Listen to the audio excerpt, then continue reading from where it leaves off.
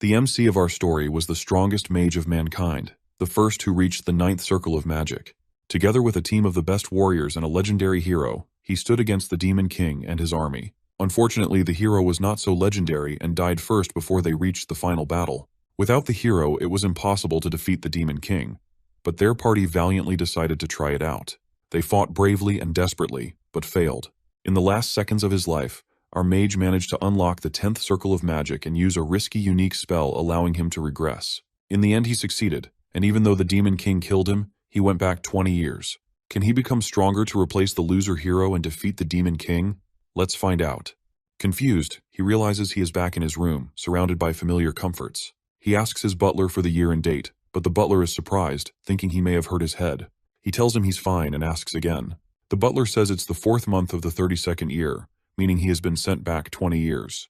The realization strikes. He must have used regression magic, a rare spell with a nearly 1% success rate. Excitement at this second chance rushes through him, but discouragement follows when he sees how much weaker his magic is now. Only 3 incomplete magic circles remain, few for someone from the Walpurgis Marquillos family, known for their mastery of magic. Bandages wrap his body, making him wonder if he was beaten after ending his engagement with Isan Lindell, his former fiancée, at the age of 20. The butler confirms his guess. His young master asks about Isan's family's reaction. The butler tells him the Ducal family hasn't responded yet, which he assumes is due to their own problems. Mikhail dismisses the butler. Before leaving, the butler tells him he cannot meet the young lady. Once the butler finally leaves, his young master remembers the time when the hero, Siegfried, told him not to kill anyone unnecessarily. Siegfried caused trouble because of his self-righteousness. He always saw himself as the chosen one and had no fear, refusing to use any cowardly tactics against the enemy. Our boy vows not to make the same mistake. News of his awakening reaches his father, who instructs the butler to stop his son if he tries to reunite with the princess. The butler hesitates, but agrees to inform him if it happens. Mikhail knows he must become stronger to defeat the demon god. His first task is to fix the chaotic flow of magic circles within him. These disordered conduits had caused him problems in the past. Alone in his chamber, he begins the difficult process of stabilizing himself, focusing on correcting the direction of mana flow, a key factor in controlling magic. At the time, it is widely believed that mana should flow in a clockwise direction, shaping how magic is practiced. However, our boy does not blindly follow this belief. He proposes a new idea. Mana flow is not limited to one direction. This becomes the basis for what he calls the free circulation method, a training approach that challenges traditional practices. The method relies on creating multiple 12 circulation points in the body, allowing mana to flow through them simultaneously. It is a risky approach, as it carries the danger of overloading the body. An ordinary person would not survive the strain, as their body would likely break apart under the pressure. Our boy is no ordinary man. As the 9th Circle Archmage, he begins the process. The mana within him shifts, forming a complex network of circles. The effort takes a heavy toll, leaving him exhausted and drained. Yet, the results are clear. His once chaotic magic circles are now stable, allowing him to use mana with unmatched efficiency. He discovers he has reached the 4th circle of magic, an important step in his pursuit of mastery. With this new ability, he begins exploring multicasting, the skill of casting 2 spells at once, known as double casting. This is a challenging feat, marking his growing skill and determination. Double casting is typically reserved for mages of the 7th circle, but Mikhail's free circulation method gives him exceptional mana control, enabling him to achieve this feat despite being at the 4th circle. He glimpses the vast potential ahead of him, though his mana reserves are a clear limitation. He can't maintain this extraordinary power for long, but it is enough to begin his plans. As time passes and his thoughts settle, the door to his chamber bursts open. His father, an imposing and angry figure, enters, furious at our boy's lack of subtlety.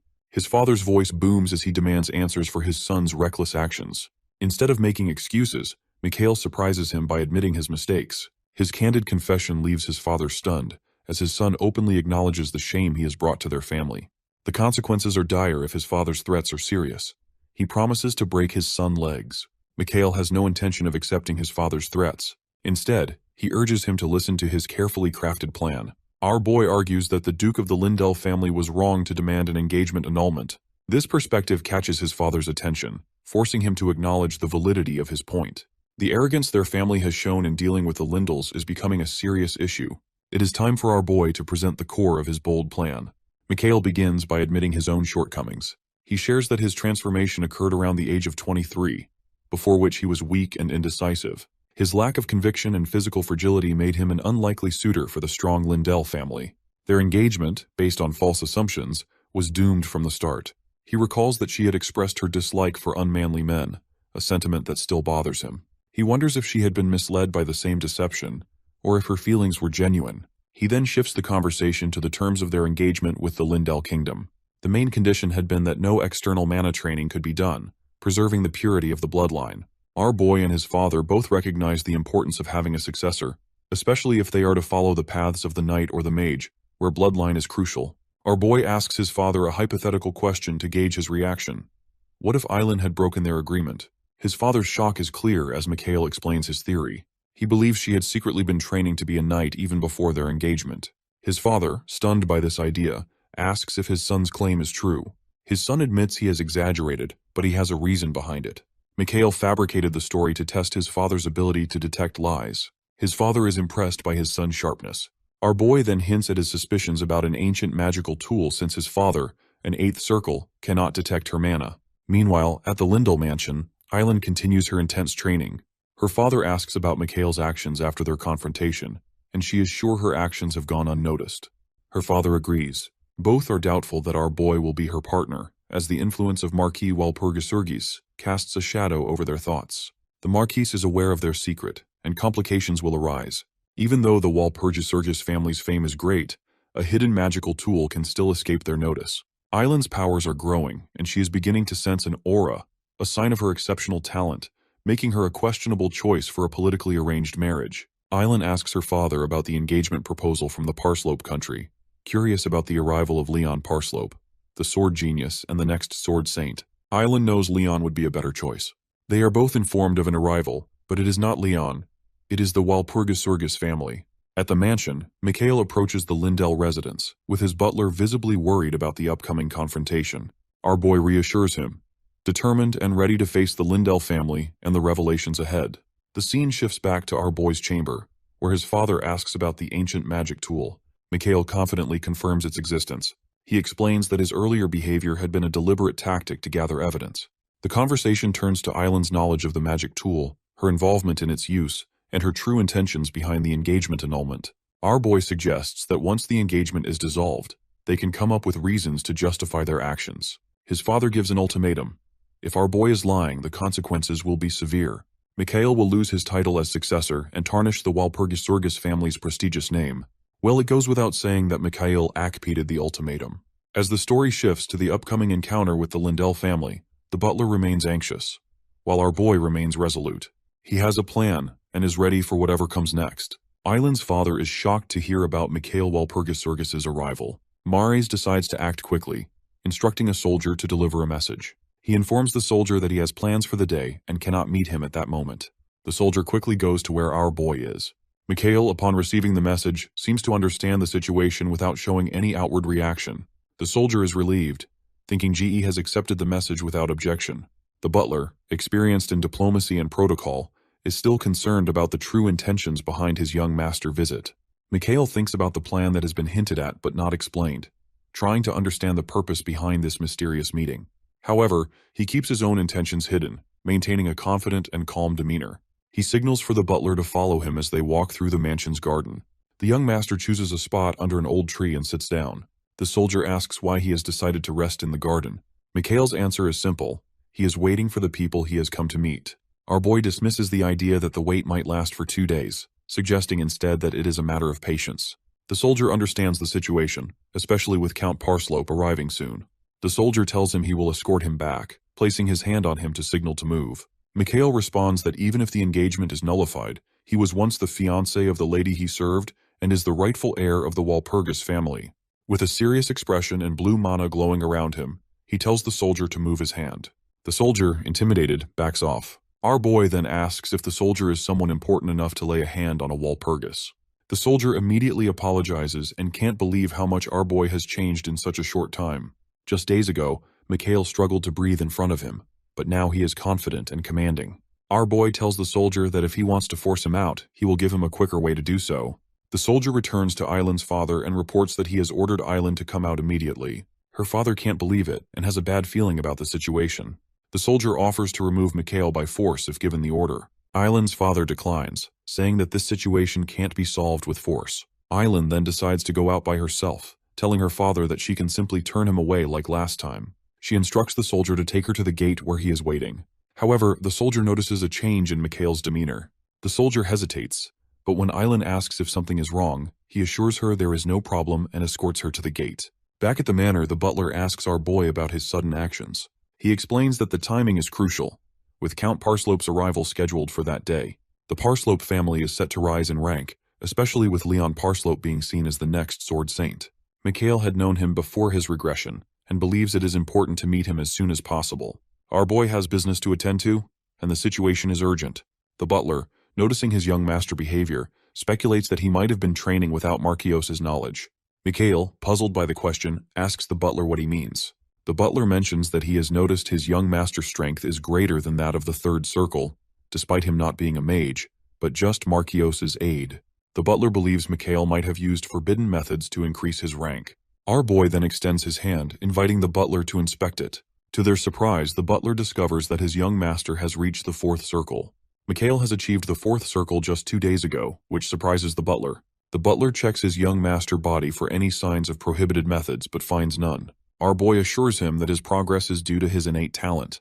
The butler, curious about how this happened, asks Mikhail to share the story.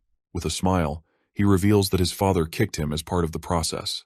The butler struggles to believe our boy's unorthodox method, joking that if Mikhail endures 5 more kicks, he might reach the 9th circle. Despite this, the butler asks if his young master visit is due to anger after his ascension to the 4th circle. Our boy questions what the downfall of the Lindell family would mean, and the butler suggests it would cause great disorder. Mikhail stresses his commitment to preventing the ducal family from losing its importance as a pillar of the empire. He acknowledges that the fall of the Lindell family has worsened the empire's chaos, and he intends to take action.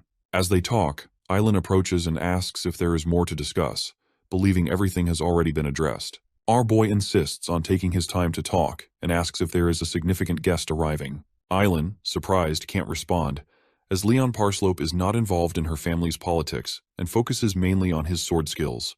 Mikhail senses that Leon's strong sense of justice will not accept the unilateral dissolution of the engagement, which had been based on certain premises. Island seems shocked as Mikhail hints that an unfair situation might have caused the engagement to end. He urges her to provide an official statement from the Lindell family.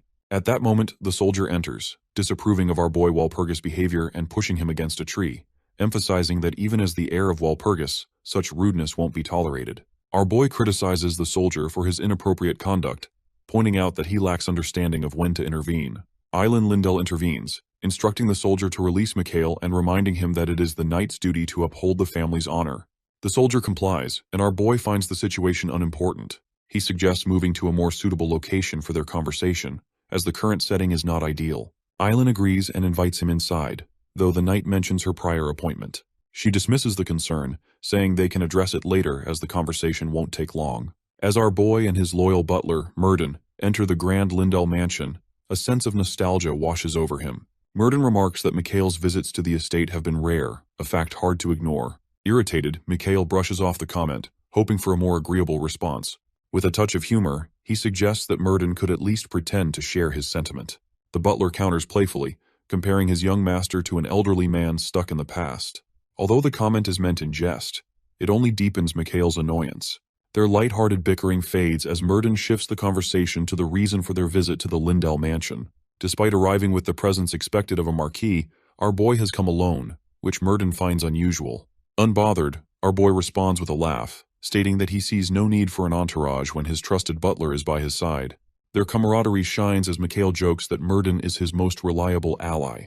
Their walk through the mansion ends in a richly decorated living room. Our boy, eager to address the matter, acknowledges the value of Island Lindell's time. Despite the urgency, he expresses his wish to speak with her privately, instructing her knight to wait outside. Seated across from one another, Island, poised and composed, listens intently. Mikhail wastes no time and accuses her of lying to him. She remains calm, asking him to elaborate. With a resolute tone, our boy raises the matter of the solemn promise between their noble families, a promise prohibiting mana training when engaged. He presses her to recall the agreement, his words firm and unwavering. Island's expression shifts subtly as a hint of unease flickers across her face. However, she denies any breach of the promise, asserting that her family has upheld the agreement. To her, our boy's accusation appears baseless, though the tension in the room lingers. Mikhail remains firm, stating his intent to personally verify Island Lindell's claims.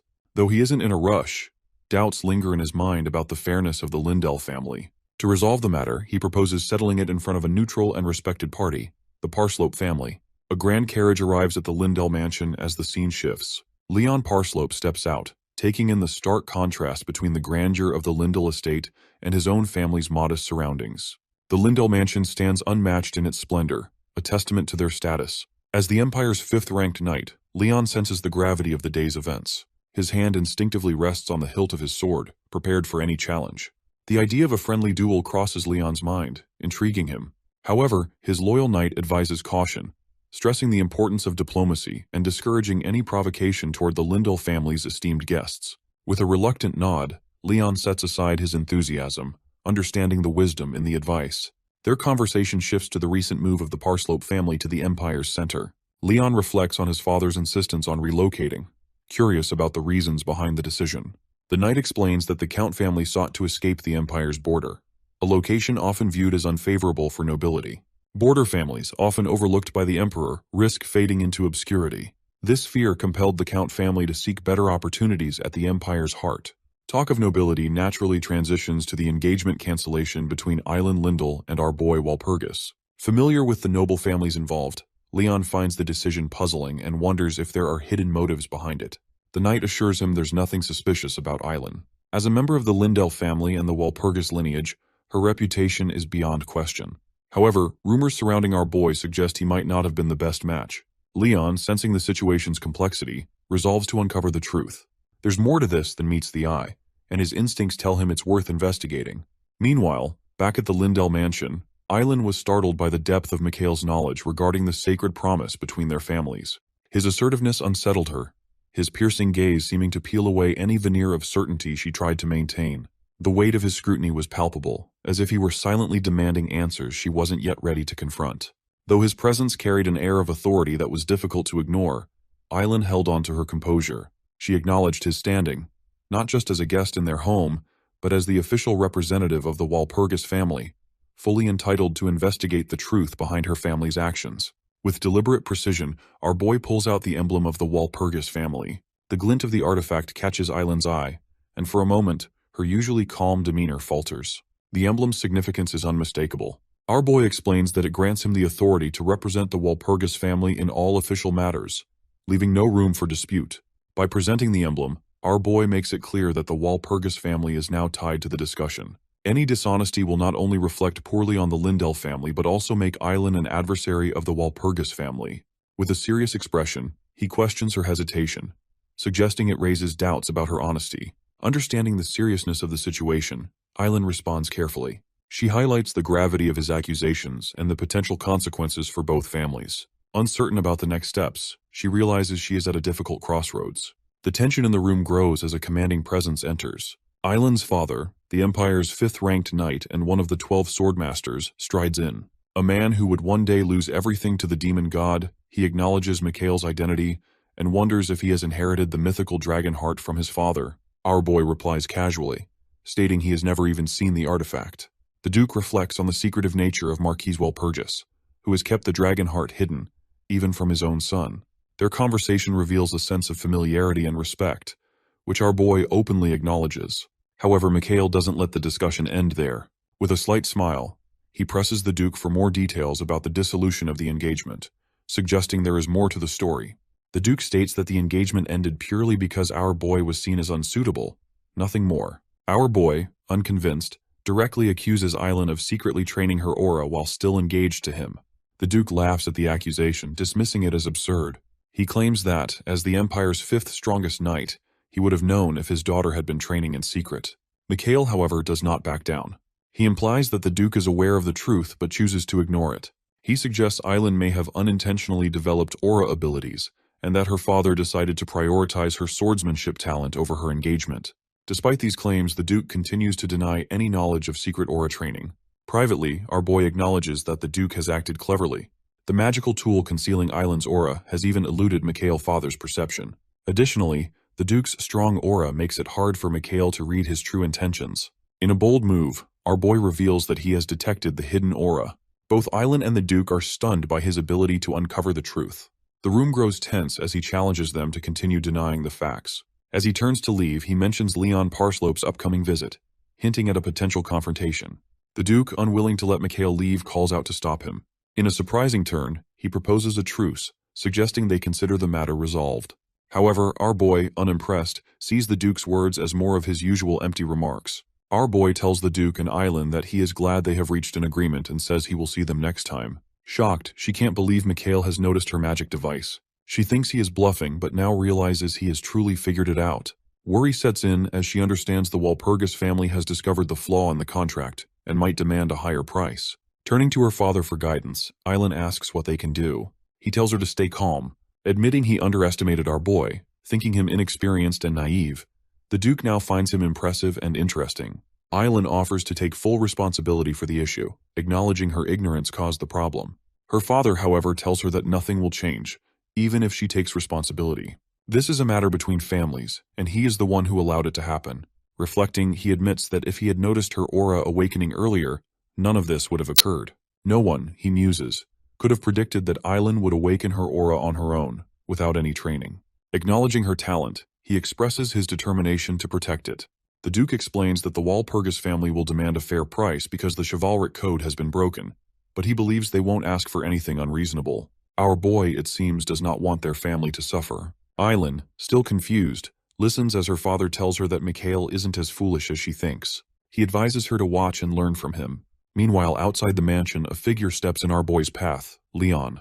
Introducing himself, our boy finds Leon surprised by his presence. Leon asks why he is here, stating that he came to meet Princess Lindell. Mikhail admits to making some changes and causing trouble. Annoyed, Leon tells him he thinks too little of him.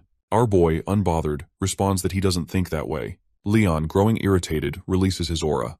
The intense pressure fills the air, and our boy notes how well-suited Leon is for the title of Sword Saint. Yet breaking through the aura with ease, Mikhail leaves Leon stunned. Amazed, Leon asks what just happened. Calmly, our boy tells him to listen before getting angry. Leon's expression shifts, and he questions if he is really Mikhail Walpurgis, the so-called famous idiot. With a smirk, our boy confirms it, adding that since it's not entirely a lie, he doesn't feel the need to deny it. The important thing is the present, as the demon invasion approaches. With a serious expression, our boy thinks he will never forgive the warrior who rose up before transcending. Leon, noticing his expression, prepares for a confrontation. Mikhail noticed Leon's face, twisted in anger, as if ready to lash out.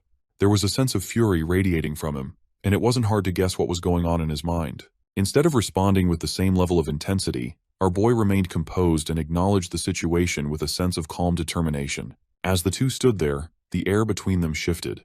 Leon, initially fired up, gradually found himself settling down, his frustration giving way to a more measured response. In his past life, our boy had often been prone to anger, but over time, he had learned to control it, using it sparingly and with purpose.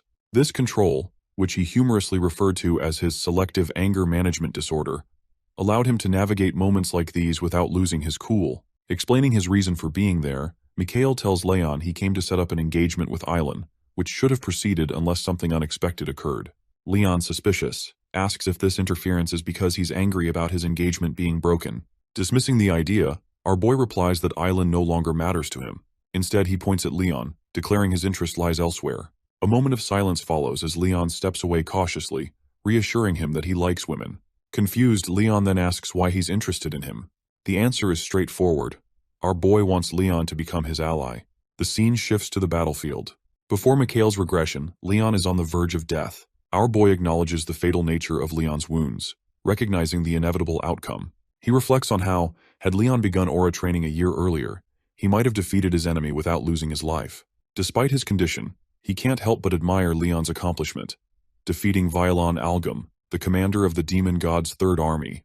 Mikhail recalls how an entire army was required to bring down the commander of the demon god's second army, but Leon paid the ultimate price for his victory. Our boy looks at Leon, wondering if he has any final words. Leon, despite the toll on his body, seems resigned, knowing it's too late. He places a hand on Leon's head, telling him to rest. Moments before drawing his last breath, Leon silently questions the truth behind the idea that he could never become a warrior. The scene shifts back to the present, where Mikhail and Leon sit together across a table. Our boy mentions a rumor circulating within the Divine Education Bureau. Leon nods, acknowledging the prophecy about a warrior destined to prevent the coming disaster. Leon, uninterested, dismisses the mention of a prophecy, claiming it's not the first time such predictions have been made. He questions why anyone would care about something without clear consequences. Our boy responds, explaining that the prophecy is widely known across the Empire. Leon laughs it off, but Mikhail reflects on the looming threat of the demon god. He recalls Cassandra's prophecy, which surfaced before the first singles began appearing. Unlike others, this prophecy spread worldwide, yet no one truly believed it. Nothing will change until something significant occurs, and people will continue to ignore it. Except for our boy. He states that it doesn't matter whether Leon believes in the prophecy. What matters is that he wants Leon to join him. Leon dismisses it as nonsense, expressing no interest in entertaining such ideas. As he prepares to leave, Mikhail brings up the Mulier Aura training method, which stops Leon in his tracks. Surprise flickers across Leon's face as he questions the truth of the claim. Our boy explains that even the greatest sword saints struggle to improve, but it's in moments like these that breakthroughs in swordsmanship begin. Having heard this directly from Leon, our boy trusts the information. He reminds Leon that the seasoned blade Muller, one of the pioneers of aura training, was among the top 5 swordsmen in history. Leon, skeptical, asks what this has to do with him. Mikhail reveals that, if Leon agrees to his proposal, he will teach him the complete aura training method Muller left behind. Leon is taken aback, as Muller only left behind an incomplete book. As Leon trains using Muller's partial method, our boy reveals that he remembers the missing half of the aura training method. He explains that he's not asking for much in return. He doesn't care about Leon's engagement or status. He only wants Cassandra's prophecy. Our boy asks what Leon will choose. Leon, conflicted, doesn't understand why Mikhail is so determined to risk his life for the prophecy. Still, he admits he's tempted by the complete aura training method and can't let it slip away. He recalls rumors about his own foolishness, how the Lindell family even requested to break off his engagement with their princess. Leon wonders who he really is. Curiosity grows as Leon asks if our boy truly doesn't care about the engagement with the Lindell princess. Mikhail confirms that it doesn't matter to him, as she isn't important right now. He adds that the Walpker family isn't easily swayed. Leon sees the confidence in our boy, as if he doesn't care at all about what others think of him. Intrigued, Leon reflects on his first impression of him, which had been terrible, but now he's beginning to think maybe he's not so bad. Leon challenges him to prove he knows the Mulier Aura training method. Without hesitation, Mikhail tells Leon to follow him, and he'll demonstrate. They head to a nearby training ground. Leon asks if they're allowed to use someone else's training area without permission. He assures him that he already secured permission. As our boy swings the sword, he finds it heavy, and uses strength magic to enhance himself. Then, he tells Leon that he will demonstrate the Mulier Aura training method. He explains that Muller's method is twice as efficient as other training techniques, which contributed to Muller's fame for his efficiency. While the principles of Muller's method are similar to other techniques, it's the execution that sets it apart. The Mers Aura training method imprints a unique engraving on the user's body. Unlike other methods that cap at a limit of 40, Muller's method raises the limit to 70. Mikhail asks Leon to awaken his aura so he can observe it. Leon does so, and our boy notes that while it's not very distinct, it's definitely the engraving of Muller's aura. Curious, our boy asks if Leon has learned part of Muller's technique. Leon confirms he has, but admits it's incomplete, and it's all he can manage for now. Mikhail is surprised that Leon found the Mers training manual. Leon explains that he was lucky, spending a long time searching for it, and finally finding it with his father's help, only to discover it was half complete. Our boy reflects that this outcome was inevitable since it was Leon's first time with a training method. The old Leon had predicted his end and passed down the training method to Mikhail, though he hadn't expected things to turn out this way. Deciding it's time to return the technique to Leon, Mikhail tells him to watch carefully as he demonstrates a few swings using the method. Relaxing, he channels mana into the sword and begins the demonstration. Leon is surprised. It really is the Mulier Aura training method. Mikhail can maintain it for 30 seconds. Leon, confused, asks if Mikhail is a mage, which he admits. Leon asks our boy to teach him, and Mikhail agrees, but Leon must come to the Walpurgis family to learn. Our boy leaves, promising to teach him when he's ready. As our boy exits, he runs into the Duke, realizing the Duke had been watching him. The Duke apologizes to him and his family. The Duke tells Mikhail that he will leave the matter of compensation up to him, surprising our boy. Despite not knowing what our boy might ask for, the Duke remains calm. Mikhail finds the Duke's composure fitting for the head of a powerful family in the Empire. Apologizing for coming alone, our boy expresses hope that the proposal of marriage between the Lindell family and Leon Parslope goes well. The Duke, impressed, remarks that he seems more cunning than himself, revealing that the engagement is already over. The Duke guesses that the outcome aligns with what Mikhail wanted. Smiling, Mikhail explains that he only offered Leon another option. He believes Leon, being meticulous, must have thought the engagement was broken off because the Walpurgis family wasn't worthy. However, the Duke says he saw Leon today and suspects Leon now thinks Mikhail is different from the rumors. This could make Leon reconsider the reasons behind the broken engagement. The Duke then asks our boy if he believes the Lindell family will ever regain the trust of the Walpurgis family. Our boy tells the Duke that the Lindell family can regain trust if they show sincerity with open actions. The Duke chuckles, finding this amusing. He then asks the Duke what he thinks about finding a suitable teacher for Eason. The Duke, surprised, asks if Mikhail is implying that their family's swordsmanship doesn't suit her. He clarifies that's not what he means, but wonders if something else might be better for her. The Duke considers this for a moment and remarks that our boy really does have a cunning mind. Mikhail brushes it off as a misunderstanding. The scene shifts to the Walpurgis mansion. Mikhail's father is pleased to hear that his son exposed the Lindell family's plan. Jokingly, our boy tells his father that he's speaking heartlessly because his eyes don't show any warmth. He responds that he has no idea what his son is talking about. Mikhail remarks that such sharp wit must run in the Walpurgis bloodline. The news arrives that Duke Lindell has sent a message, saying he will visit them personally to apologize. This likely means the Duke will request them to keep the matter private, as it could severely damage the reputation of a family built on chivalry. The Walpurgis family has gained a lot from this situation, especially since he never liked the Lindell family. He asks what the Duke of Lindell said to our boy. He replies that the Duke didn't say much, except asking if the Lindell family could ever regain the trust of the Walpurgis family.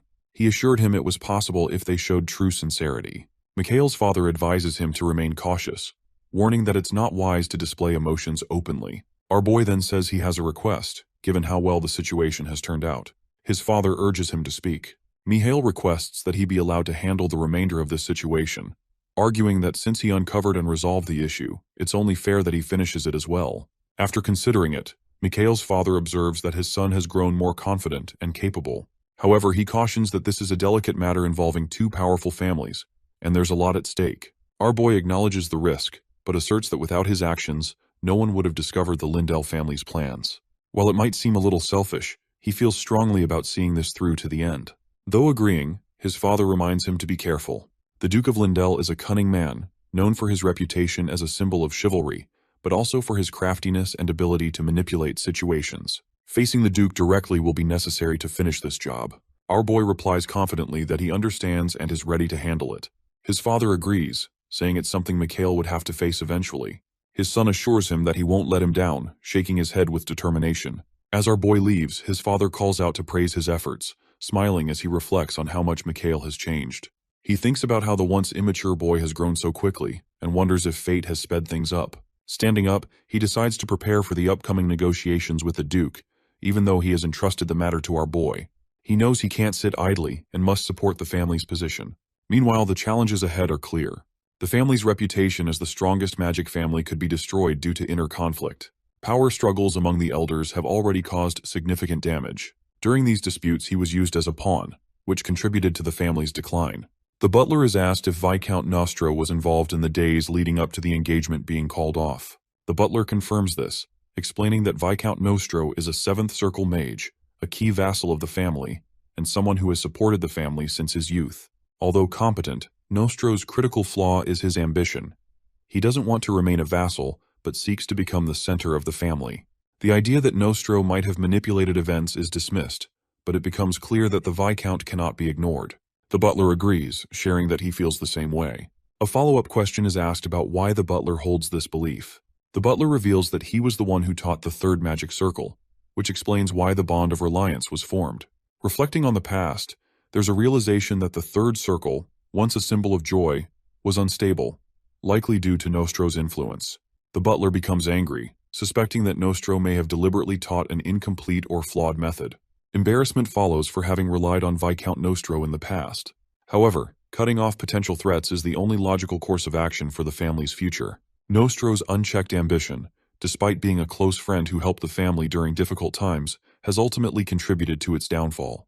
The decision is made to ensure history does not repeat itself. A firm instruction is given for the butler to bring Viscount Nostro to the room. Doubt is expressed, with the belief that Nostro won't come just because he's called. The reassurance follows that Nostro is likely expecting a summons and will come willingly. A few moments later, Viscount Nostro arrives, smiling confidently. He assumes that our boy is about to ask for guidance on magic circles. However, Mikhail surprises him with a proposal that leaves Nostro puzzled. Our boy challenges the Viscount to a duel, but with one condition: no magic circles. The memories of the past flood Mikhail's mind.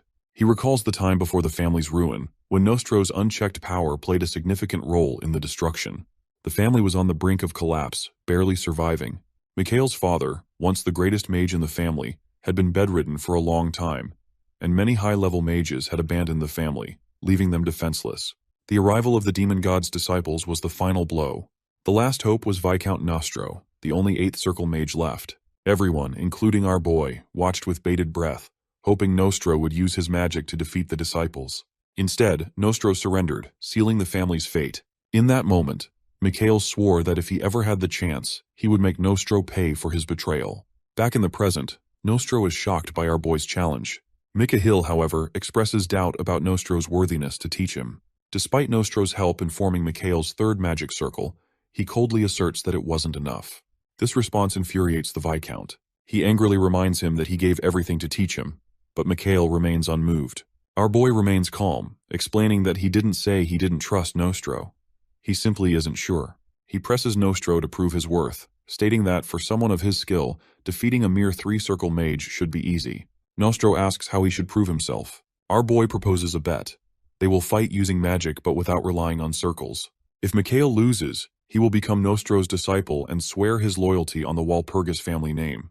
If he wins, Nostro will become his student. Intrigued, the Viscount agrees to the challenge. Later, in his room, Nostro reflects on the situation. He considers our boy foolish for proposing such a match. Fighting without circles might be a minor disadvantage, but the difference in their magic levels is immense. Nostro believes victory is inevitable. He dismisses Mikhail as a naive child, even though he hails from the prestigious Walpurgis bloodline.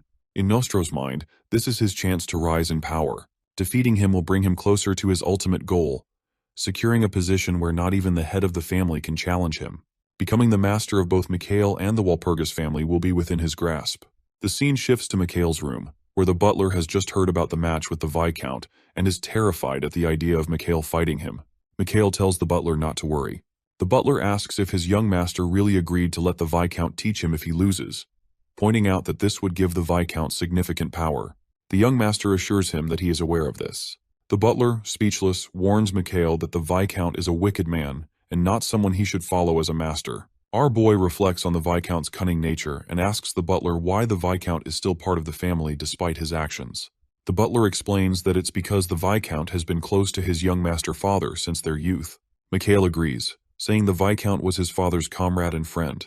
His father would never expel the Viscount because of the respect and love he still holds for him. However, our boy declares that he will personally deal with the Viscount through this match. He will ensure the Viscount can no longer act against the family. In the world of mages, a bet is a promise made through magic, and breaking it causes the person to lose the support of magic itself. This means that if our boy wins, he will gain the advantage in the fight. The butler thinks this is a good plan, but only if Mikhail can defeat the Viscount. He asks if his young master sure he can win. Our boy confidently assures him that he will win, stating that the Viscount could never defeat him. In the dimly lit room of the Lindell estate, Mikhail declares with certainty to the butler that the Viscount will not be able to defeat him. The butler, surprised, raises an eyebrow and asks how his young master is so sure. His young master's response is swift and confident, making it clear that he is certain of his victory. Mikhail reveals the condition for the upcoming duel. Viscount Nostro can only use circle magic up to the level that our boy himself can master. The butler, looking serious, frowns as he considers the implications. He questions his young master's decision to challenge a 7th circle mage like Count Nostro, while only having access to 4 circles of magic himself. Still doubtful, the butler asks Mikhail again if he is serious about the challenge. Frustrated, the butler pulls a folded document from his coat pocket, a resignation letter, showing his dissatisfaction with his young master's bold decision. Our boy makes a bold move. With a quick motion, he uses fiery magic to burn the resignation letter to ashes, sending a clear message that the butler should trust his decision. Still doubtful, the butler questions him. How could a 4th circle mage like Mikhail hope to defeat a 7th circle mage like Count Nostro? Our boy, unfazed, challenges the butler's certainty, asking if he is sure Count Nostro truly has the power of 7 circles. The butler admits he isn't certain. His young master then assures him that he wouldn't have issued the challenge without believing there was a way to win. As he explains his suspicions about Count Nostro's mastery of the 7 circles, the butler grows more frustrated, and once again reaches for another resignation letter. Mikhail steps in firmly, telling the butler to reconsider and refusing to accept his resignation. Determined to keep him by his side, his young master calmly explains the details of his strategy. Advancing to higher circles of magic requires mastering the basics of the lower circles, our boy points out. However, Viscount Nostro has skipped this critical step. This shortcut has left the Viscount with an unstable grasp of 7th circle magic. Mikhail explains that while the Viscount can mimic the abilities of a 7th circle mage, it is not true mastery. It is a facade, lacking the depth needed for a real battle. In a true magical duel, spells created with deeper understanding and skill will overpower superficial ones. The young master concludes by emphasizing that an opponent with superior knowledge and control will always win. The scene shifts to his father's chamber, a place of authority in the Lindell estate. Our boy approaches his father, the head of the family, to inform him about his upcoming challenge against Viscount Nostro. It has only been a day since he pledged to take over the Lindell family business. His father reacts with anger, slamming his fist on the table and demanding an explanation. Confused and upset, he questions Mikhail's sudden change in priorities and even considers whether he might have to take drastic measures to make his son see reason. Unmoved by his father's confusion, his son locks eyes with him, expressing his seriousness without hesitation. His father, still grappling with the situation, tries to make sense of his son's sudden change in ambition. For a brief moment, our boy wonders if his father might have mistakenly believed that he intended to train under Viscount Nostro as part of the intense challenge he had undertaken. Mikhail reassures his father, firmly stating that he has no intention of losing the duel. He questions why anyone would enter a challenge expecting defeat, and confidently declares that Viscount Nostro will end up becoming his student. His father, still angry, asks where the duel will take place, intending to intervene and stop what he sees as a reckless decision. Our boy calmly assures him that no intervention is necessary. In an attempt to understand, his father questions how someone with the abilities of a 4th circle mage, like our boy, could possibly defeat a powerful 7th circle mage, such as Viscount Nostro. Mikhail's response is simple, yet confident. He would never have accepted the challenge if he didn't have full faith in his ability to succeed. The conversation then shifts to the consequences of defeat, and our boy reveals a startling outcome if he were to lose. Our boy revealed that if he lost the duel, he was prepared to become Viscount Nostro's student. This admission only served to infuriate his father even further, the tension surrounding the duel escalating. With an unwavering resolve, Mikhail made a surprising promise, offering a sacrifice that would shock anyone. If it could bring peace to their family, he would willingly offer up his legs to his father. Shocked by our boy's conviction, his father ultimately relents. As Mikhail leaves the chamber, a sense of closure washes over him. His father's reluctant approval has been secured. With everything in place, he is ready to face Viscount Nostra. Our boy reflects on the likely thoughts of Nostra, convinced that the Viscount sees himself as the inevitable victor, already planning how to use the Lindell family to his advantage. However, our boy has complete faith in his own abilities, drawing on the knowledge and skills gained from a past life that has sharpened his understanding of magic. Nostra is nothing more than the illusion of a 7th circle mage, and our boy is determined to expose the truth. The scene shifts to the Walpurgis magic practice room, a space designed to withstand spells up to the 6th circle. This room, marked by the Walpurgis family's emblem, is equipped with tools and barriers to manage the effects of powerful magic. Mikhail enters the chamber feeling a wave of nostalgia. It is a place where possibilities seem endless. To demonstrate his skill, he uses a spell called Magic Missile, a simple 1st circle spell. Its simplicity makes it a basic spell, but with experience and skill, even such a basic spell can be enhanced. In his demonstration, our boy modifies the spell, making the magic missile controllable rather than just a basic, targeted projectile. Our boy's enhancement of the magic missile elevates its complexity to that of a 5th circle spell, showcasing his advanced magical skill. After chanting the incantation, he releases the spell, causing a powerful and precise explosion in the room. His mastery of mana control, the ability to manipulate magical energy with precision, highlights his expertise. This skill distinguishes high circle mages from their lower circle counterparts. Briefly, Mikhail's thoughts drift to his past life. Although his body is now youthful, his mind retains the wisdom and knowledge of years past, deeply ingrained within him. With the demonstration complete, our boy has an hour left before his duel with Viscount Nostra. He decides to use this time to further study his magical repertoire, preparing himself for the critical battle. This confrontation will determine not only the future of the Lindell family, but also the fate of the Walpurgis domain. In the world of magic, there is a clear divide between those who genuinely understand the mystical arts and those whose power is merely an illusion. Our boy is determined to prove where he stands. Viscount Nostra collapses to his knees, clutching his chest in pain. The confident aura fades as he struggles to breathe, his composure slipping.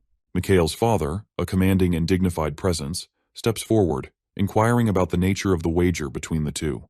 The Viscount, recovering from the pain, admits that Mikhail initiated the challenge, his voice tinged with satisfaction, as though believing the duel would push our boy to reach new heights as a mage. Mikhail's father expresses his concern, reminding the Viscount of the countless times he has supported him, stressing the long-standing bond between them. This connection is what brings him here, as a witness to the duel that will determine much for their families. Viscount Nostra, his smile masking deeper thoughts, acknowledges the role Mikhail's father has played in his life, showing respect. He then nods in recognition of the favors Mikhail's father has extended. Yet, Mikhail's father, now serious, asks a pointed question that causes the Viscount to falter in confusion. He does not fully grasp the meaning behind it and looks to Mikhail's father with uncertainty. Sensing the weight of his father's words, Mikhail shifts his focus back to the duel. His resolve strengthens, bolstered by his father's support, though he is already determined to succeed on his own. As preparations continue, Mikhail's father acts decisively, casting a spell that summons massive azure chains to encircle the Viscount, sealing his magical abilities. According to the agreement, the Viscount is restricted to using no magic above the 4th circle for the duration of the duel. Despite these restraints, the Viscount remains unshaken, turning to our boy with an unreadable expression. The duel begins, and the Viscount casts slow, intending to hinder our boy's movements and gain an advantage. In response, Mikhail immediately counters with confusion, a spell that disrupts the flow of the Viscount's mana, preventing him from completing his incantation. Taken aback by the interruption, the Viscount is surprised by our boy's mastery over magic, far exceeding what would be expected from someone of his rank. Our boy's control reveals a level of understanding that the Viscount had severely underestimated. Regaining his composure, Viscount Nostra unleashes 2 powerful spells in quick succession, Fireball and Windbreaker, forcing them forward with force. He aims to show that the gap between magical ranks lies not just in the types of spells cast, but in the broader mastery of magical principles. Mikhail prepares for the incoming attack, swiftly casting Earthbreak to form a sturdy barrier in front of him. Despite his efforts, the combined force of Viscount Nostra's spells overwhelms the shield, shattering it in an instant. Without hesitation, our boy summons a second layer of defense with the mana barrier. A powerful shield materializes around him, absorbing the impact of the Viscount's magic effortlessly. The contrast in their magical prowess becomes glaringly clear. Our boy realizes the truth in the Viscount's earlier words about bridging the gap between physical strength and skill.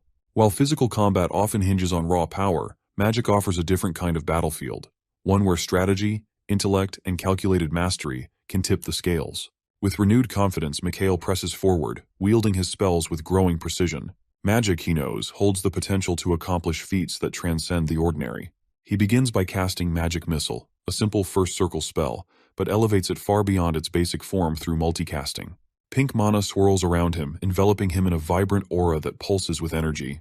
The unassuming spell now carries the intensity and complexity of magic from higher tiers. Releasing the enhanced spell, our boy directs the concentrated arcane force toward Viscount Nostra. The Viscount anticipates the attack, summoning a protective shield that absorbs the blast with a deafening clash, demonstrating his own proficiency in magic. Viscount Nostra maintains his composure, his confidence unshaken, dismissing our boy's assault as ineffectual. However, the battle takes a sudden shift. Mikhail, his focus unwavering, chants the incantation for Explode. A surge of magical energy erupts from his hands, creating a massive explosion that tears through Viscount Nostra's protective shield. The Viscount, stunned by the sheer power of the attack, is left struggling to grasp the magnitude of our boy's abilities. The explanation behind our boy's feat is clear yet profound. He has calculated the energy required for the spell and skillfully manipulated the magical parameters to amplify its strength. His strategic approach to magic pushes his capabilities far beyond the expected, underscoring his growing mastery. Frustration bubbles within Viscount Nostra, who, in his disbelief, strikes the wall in anger. Yet, despite his accusation, Mikhail stands resolute, his actions adhering strictly to the principles of the duel. He makes it known that his methods remain legitimate, unwavering in his resolve. Realization strikes Viscount Nostra as he faces Mikhail's unyielding determination. Overcome with unease, he falls to his knees, his earlier deceit now laid bare. Mikhail acknowledges the Viscount's admission, his expression softening slightly, but his focus remains unwavering. With newfound clarity, Mikhail casts another spell at Viscount Nostra. The Viscount, still recovering, summons his protective shield once again, bracing for the oncoming assault. The shield absorbs the majority of the energy, but the strain it endures is palpable. Frustration overtakes Viscount Nostra as he confronts the reality that he is being outmatched by a mage who has only just ascended. Regaining composure, Mikhail stands tall, his resolve strengthened. Determined to prove the power of a 7th Circle mage, he focuses on the task at hand, intent on demonstrating the true extent of his magical mastery. The battle is far from over, and he is ready to show that his control over magic is unparalleled. Viscount Nostra, unshaken by the previous exchange, remains steadfast. Undeterred by the previous efforts, he repeats his earlier spell, sending it hurtling toward our boy, anticipating another round of magical combat. As the spell nears, Viscount Nostra calls upon his protective shield once more. This time the shield is reinforced, a defensive move aimed at ensuring that no damage reaches him. The added layer intercepts the incoming magic and disrupts its flow, preventing the explosion that was expected to follow. The Viscount, with his magic at the ready, begins casting his own spell. Through the use of multicasting, a technique that allows multiple spells to be cast simultaneously, he begins the next phase of his attack. A fiery aura envelops him, and his eyes gleam with renewed purpose. Our boy's father watches, impressed by the complexity of the 4th Circle multicasting. For even among 7th Circle mages, performing multicasting at lower-tier spells is a rare and impressive feat, one that displays the Viscount's skill and dedication. With fierce determination, Viscount Nostra unleashes 3 potent spells at once, directing the combined energy toward Mikhail. The intensity of the spells marks the climax of his efforts, and he believes that victory is within his grasp. Both Mikhail's father and the Viscount are certain that the fight is nearing its conclusion, with the Viscount confident in his impending triumph. But something extraordinary happens. Our boy, displaying an incredible depth of magical control, counters the Viscount's barrage with ease. The combined spells dissipate in midair before they can even reach him, nullified completely. Our boy's father and the Viscount are left speechless, unable to comprehend how a newly ascended mage could so effortlessly neutralize such a powerful assault. Viscount Nostra, unwilling to concede, casts 3 more spells in rapid succession: Ice Spear, Demon Hands, and Sharpness Magic. He intends to overwhelm Mikhail with a full-on magical barrage. But in a surprising turn, Mikhail responds with a single, seemingly simple spell: Magic Missile. The force of his spell breaks through the Viscount's combined magic effortlessly, further underscoring the disparity between their abilities. Viscount Nostra is at a loss, unable to comprehend how his spells are so easily overpowered. It becomes increasingly apparent that our boy's innate talent for magic far exceeds the Viscount's years of experience. The gap between them is vast, one that cannot be bridged through hard work alone. The realization leaves the Viscount stunned, questioning the very nature of the disparity before him. Despite the overwhelming evidence of his growing strength, our boy downplays his abilities, attributing his success to coincidence. His father, however, presses him on the matter, suggesting that there might be more to it than mere luck. Mikhail, though, remains humble, offering only a simple response about his heritage, without elaborating further. Mikhail's father trusts him deeply, yet he questions his intent behind the recent battle. Curiosity rises. Was it to show off his abilities or to prove something more? The conversation turns to the role of the Viscount in our boy's life. While the Viscount is a trusted advisor and a friend, his father suggests that the Viscount may not be the best teacher for him. This prompts our boy to reflect on why he chose to showcase his skills to his father, rather than turning to the Viscount for guidance. Mikhail's response is clear. He has no intention of being taught by the Viscount. His actions, he insists, aren't driven by emotion or the desire for validation. There's no plan to remove the Viscount from his position, but Mikhail sees the situation differently. His understanding is shaped by the unique bond he shares with his father, the only person our boy considers an equal. The loneliness that comes with leadership has influenced his perspective, making him cautious about keeping potential threats close, even though he trusts his father not to cause harm. His father sees through this, realizing it's the reason for our boy's recent decisions. Mikhail accepts responsibility for managing the Viscount's role moving forward, determined to safeguard the future of the family legacy. In the Viscount's room, a sense of defeat lingers. The realization that a young mage at the 4th level has bested him shakes him to his core. The presence of the Marist further complicates the situation, ensuring that there's no escaping the outcome. The Viscount grapples with the implications of his failure, questioning the path that led him here. Just as he begins to process this, Mikhail steps into the room, a move that takes the Viscount by surprise. The unexpected arrival raises questions. Why is our boy here? Our boy reminds the Viscount of the terms they agreed upon for their battle. The consequences of the duel were clear. The reward was to form a master-student relationship, yet the Viscount finds himself puzzled. How could Mikhail have known he would win? What was the true nature of the prize, beyond the obvious humiliation? The Viscount wonders if Mikhail has something more elaborate in mind, a deeper strategy at play. Perhaps this is part of a test. Our boy, however, shifts the conversation. His focus is not on personal gain, but on securing the family's future. The Viscount, recognizing our boy's determination, understands the gravity of the situation. He acknowledges that action is necessary, particularly given the events that have transpired. The Viscount sees Mikhail's resolve and agrees that it's time to act. He offers his full support, ready to assist in whatever manner Mikhail sees fit. With a smirk, our boy takes control of the situation. He reminds the Viscount that the terms of the duel are clear. He is now the master. The Viscount, caught off guard by our boy's demand, is stunned. He hadn't expected to be commanded in such a way by his recent adversary, now turned student. Mikhail, with a serious and unwavering expression, makes it clear that his request is sincere. The Viscount, noticing Mikhail's determination, realizes that this is not a casual wager, but a serious commitment he has to face. Understanding the weight of the decision, the Viscount considers his options. He acknowledges that he needs to address the potential consequences of this bet, no matter the cost. He expresses his concerns to our boy, reminding him of his own status as a 7th Circle mage who had supported the Marquis and held a significant position. He feels that becoming our boy's student is not suitable for someone of his stature. Mikhail urges the Viscount to set aside those thoughts and not trivialize the importance of a mage's promise. Mikhail emphasizes that a mage's promise is a binding commitment, with high stakes. Breaking such a promise could lead to the loss of magical circles and abilities. The Viscount, growing frustrated, points out that he has more magical circles and is older than our boy. He questions the idea of someone with his experience becoming a student. Our boy firmly states that the transformation is already happening, and that the Viscount's new role as a student is non-negotiable.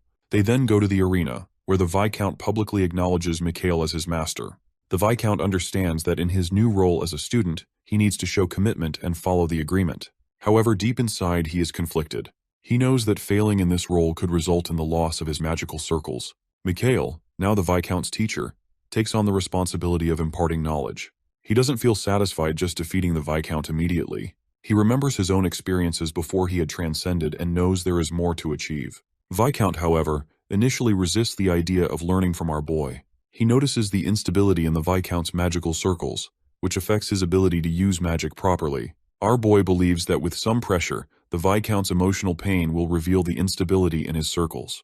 He causes the Viscount to experience physical pain, which leaves him writhing on the ground. Our boy realizes that to truly understand magic and develop one's circles, a proper link to the circles is needed. He explains that it is possible to create circles without transcending, a state called an apostle. With the Viscount's circles broken, Mikhail offers to teach him how to calm and restore them. The Viscount is surprised to learn that our boy knows about his circles. Viscount wonders if the Marquis has shared this information with our boy, and begins to suspect that the entire battle has been planned by the Marquis.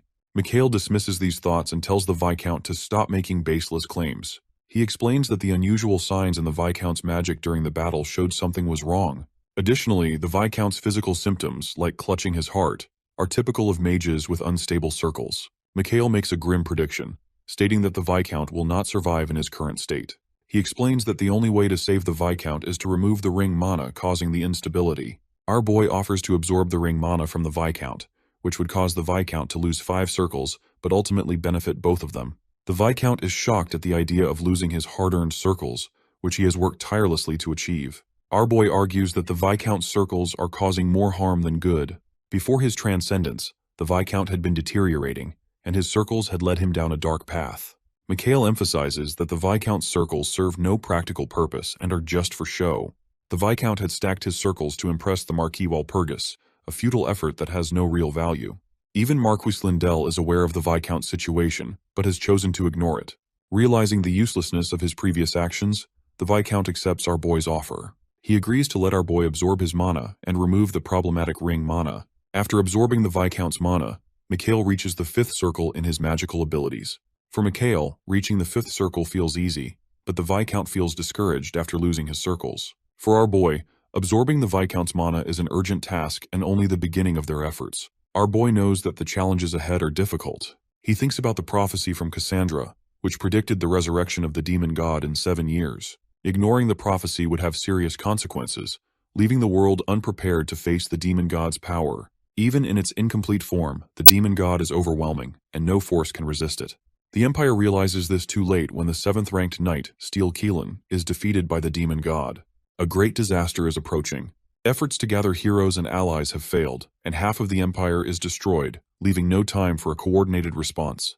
In a last-ditch effort to fight back, the temple summons warriors to form a subjugation squad called Argo. Mu is part of this squad. During this time, Cassandra, the Oracle, becomes the most important person. Despite her young age, she has foreseen the disaster and shared her prophecies, often at great personal cost. Cassandra's prophecies are true, but no one has listened to her warnings, even as she suffers physically. During Mikhail's early days, Cassandra's prophecies were disregarded because no one believed her. Mikhail thinks about the uselessness of ignored prophecies. He also wonders about Cassandra's fate, assuming she has met an unfortunate end, unless she has undergone transcendence, though he finds that unlikely. Our boy then focuses on his own plans. He decides to join the warrior selection but faces a problem: how to find Cassandra, who has left the temple after her prophecies were dismissed. He needs to contact her but doesn't know how. At that moment, our boy's butler enters, announcing a guest with business. The guest is Leon Parslope, an important figure. Mikhail meets with Leon, who asks about the training method Mikhail had mentioned earlier. Our boy is surprised by Leon's early arrival, assuming Leon is busy with his own engagement. However, Leon clarifies that the training method is more important to him than the engagement. He reveals that he has never been enthusiastic about the engagement and urges our boy to expedite the training process. Mikhail introduces an unexpected condition to their agreement, much to Leon's annoyance. Leon questions the new stipulation, expressing his displeasure. Despite this, Mikhail assures him that the condition won't be harmful. Leon insists on knowing the condition, and our boy explains that it is related to a dungeon. Leon claims to know nothing about it, but our boy's sharp perception leads him to believe Leon is lying. He can see the uncertainty in Leon's eyes and accuses him of being a poor liar. Mikhail presses him further, revealing that Leon's father, Count Parslope, discovered the dungeon a year ago. Mana had been found in the dungeon, and Count Parslope declared it a mana stone mine. However, most of the investigation teams sent into the dungeon had gone missing. The financial strain from these expeditions was the reason behind the engagement with the Lindell princess. Leon is shocked that our boy knows about the situation, suspecting a spy within their family. Our boy clarifies that he learned the information from rumors among warriors, making it an educated guess, not espionage. Curious about the dungeon, Mikhail expresses interest in learning more. Leon asks Mikhail what is really happening, as most of their investigation teams haven't returned. They have named the place a dungeon, but it might as well have been a nightmare. A raid couldn't simply be launched into it. Mikhail thinks that the Parslope family has clung to the dungeon until the end, but now someone else has uncovered its secrets and claimed all the rewards. Our boy offers to help Leon by taking on the dungeon himself, replacing the investigation team. Leon is puzzled and wonders if our boy believes he can succeed where experienced mercenaries have failed. Mikhail, however, is confident and assures Leon that dungeon exploration is a basic task for mages. This irritates Leon, who wonders why Mikhail is so sure of himself. Our boy reassures Leon that his actions won't harm his family and might even benefit them by uncovering the dungeon's secrets, even if he fails. Grateful for our boy's offer, Leon considers the training ahead. Mikhail promises to teach him after they deal with the dungeon, and Leon agrees, though he mentions the final decision rests with his father. Later, Mikhail approaches his father to discuss the situation. His father is surprised by the news and reminds our boy of his commitment to look after the Lindell family, expressing confusion over the sudden change of plans. Our boy tries to explain that this new venture is connected to his previous promise. He mentions hearing that the Parslope family has become the new engagement partner for the Lindell family. His father wonders if Mikhail is planning to cause trouble there, but Mikhail reassures him that he has no such intentions. He also emphasizes the importance of a mage's word and his promise to Leon Parslope. A light-hearted argument about whether a particular object is a bat or a staff briefly interrupts the conversation. Our boy tries to steer the discussion away from the argument and hints at another reason for his decision, but refuses to share the details. His father grows more agitated and asks if he can trust our boy. Mikhail grins and confirms that his father has always been able to trust him. As Mikhail reflects, he is troubled by his father's trust in him, considering his past regrets and attempts to escape his role. Since his father's passing, these thoughts remind him of why he gave up on pursuing a career as a warrior. His father wants to know if our boy is confident enough to handle the matters concerning the Lindell family. Our boy acknowledges the connection, but doesn't reveal any more details about his plans. His father eventually relents and tells him to do as he sees fit. Suddenly, Mikhail senses an external presence and asks his father if he has a guest. His father, however, can't see anything unusual. Mikhail, feeling a bit embarrassed, attributes it to his mistake and leaves the room. Unbeknownst to him, the anonymous presence in the room is the butler, who then speaks with our boy's father. The butler notes the significant changes in our boy's character, pointing out how he has become bolder and his magic has grown exceptionally strong, without any involvement in witchcraft. He emphasizes that this is undoubtedly Mikhail's own talent, though he might have realized it later than others. The butler explains that this development isn't uncommon for those with the blood of the W. Purges, given their history and connection to the W. Purges family spirit. Mikhail's father decides that the butler should accompany our boy to the Pars Slope territory, as agreed in their contract. Later, as our boy and Leon prepare to depart, the butler, despite his own health issues, joins them. He explains that this is at the request of Mikhail's father, who is concerned about the potential trouble Mikhail might encounter. Our boy wonders about the butler's true intentions and whether there is more to him than appears. The butler joins them and they begin their journey to the Pars Slope territory. When their carriage arrives, Leon notices the heaviness in our boy's demeanor and, curious, asks about it.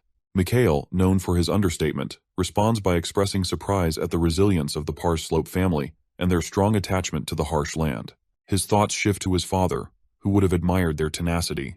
Mikhail sees that the allure of the place goes beyond appearances, touching the collective spirit of its citizens. Our boy reconsiders his initial impressions of the land and realizes its indomitable spirit, one that commands respect. His view shifts further as he sees the Helen Forest Road, a remarkable structure of minerals stretching like a ribbon of gemstones. This road isn't just a luxury, it's vital to the Pars Slope family's ingenuity and survival, an essential part of the land's character. He shares his thoughts with Leon, explaining that external appearances are meaningless in the grand scheme. True value, he believes, lies in the satisfaction and contentment of the people living on the land. Our boy encourages Leon to take pride in his role as a landowner and to honor his father's legacy, which deserves respect and admiration. Their journey, now filled with newfound insights, eventually leads them to a long-awaited reunion. Leon finally meets his father, Count Pars Slope, who immediately asks about his traveling companion. Leon hesitates but reveals that Mikhail Walpurgis has accompanied him. The mention of Mikhail triggers a chain of events. The Count, visibly troubled, retrieves a vial of medicine, showing clear concern. Leon notices his father's reaction and urges him to calm down, trying to ease the tension in the room. As the Count's emotions settle, he gestures for Leon to explain more. Leon recounts their visit to the Pars Slope territory, revealing that our boy has come seeking an audience to deliver important revelations. The Count listens intently, intrigued by the news. But just as things seem to calm down, Leon adds a new detail, his voice filled with concern. The mention of the dungeon quickly spreads through the room, breaking the calm atmosphere. Unexpectedly, the Count bursts into laughter, as if some weight had been lifted from his shoulders. In that moment, he signs a document, announcing that he is stepping down from his position. Leon, stunned by this sudden decision, protests, his emotions in turmoil. However, his father remains firm, urging Leon to understand the gravity of the situation. The rise of the Walpurgis family now poses a significant threat to the Pars Slope family, putting the secrets of the dungeon at risk. Leon, both concerned and confused, tries to reassure his father, promising that the dungeon's secrets will remain protected. The solution, he explains, lies in an offer from our boy Walpurgis, a chance to preserve the sanctity of their sacred place. The Count listens intently, his curiosity piqued. The Count, eager to know more, asks about the offer. Leon calmly explains that it involves the complete molar training method, a revelation that shocks the Count. The importance of this revelation becomes clear as Leon goes on to explain that Mikhail knows the complete molar training, which has led them to this point. The Count's interest deepens at the mention of this rare and valuable skill. Leon further elaborates that the promise made between Mikhail and himself involves transferring the knowledge of the molar training. The Count, understanding the importance of mage promises, begins to grasp the significance of the situation for the dungeon and the Pars Slope family. The true weight of the dungeon's heart is revealed to our boy Walpurgis, who is willing to trade the sacred molar training method for it. This stirs a burning question in the Count's mind. What secrets are hidden deep within the dungeon's depths? The desire to uncover those secrets grows stronger with each passing moment.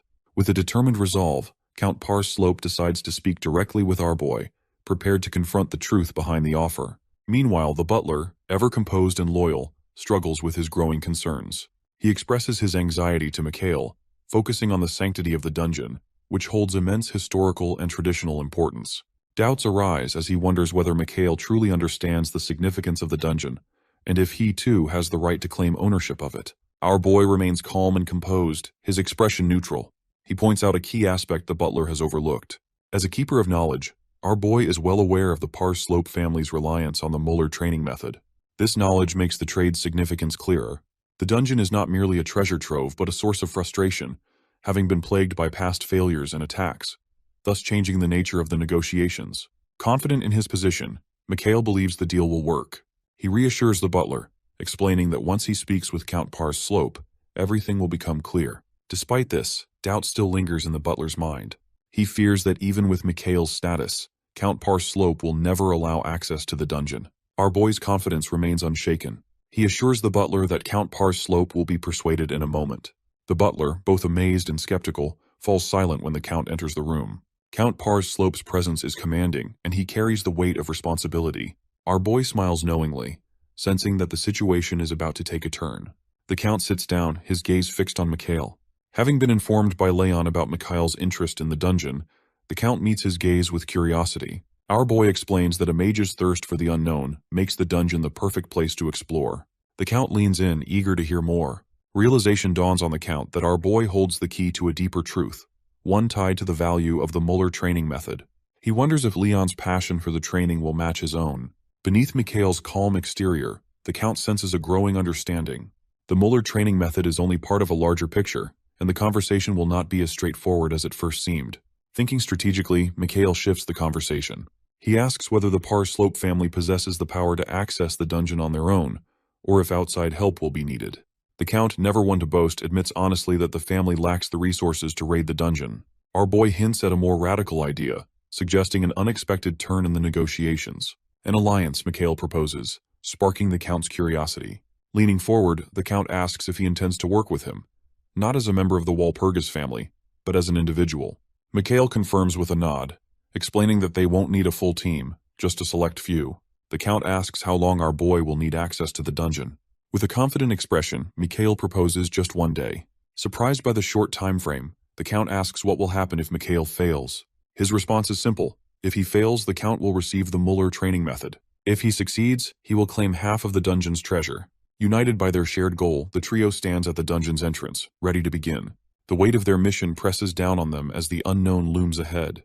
Leon, shocked, questions our boy's plan, wondering if it is really just the three of them who will enter the dungeon. The magnitude of the task unsettles him, but Mikhail's response is unwavering. Only those without doubt can proceed. As Leon prepares to step forward, our boy halts him, pointing out a hidden danger. A trap, he warns, lies ahead, and rushing in unprepared will lead to disaster. Leon, curious, asks about the trap and why they can't simply enter. Our boy explains that this dungeon is unlike any other.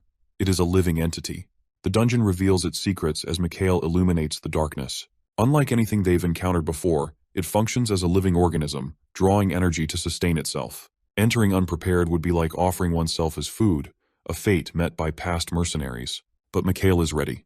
With the knowledge to handle the dungeon, he explains that by feeding it mana and using his special spell, they can break through its defenses. As he chants, strange sounds rise from within the dungeon, a mix of whispers and echoes from the past.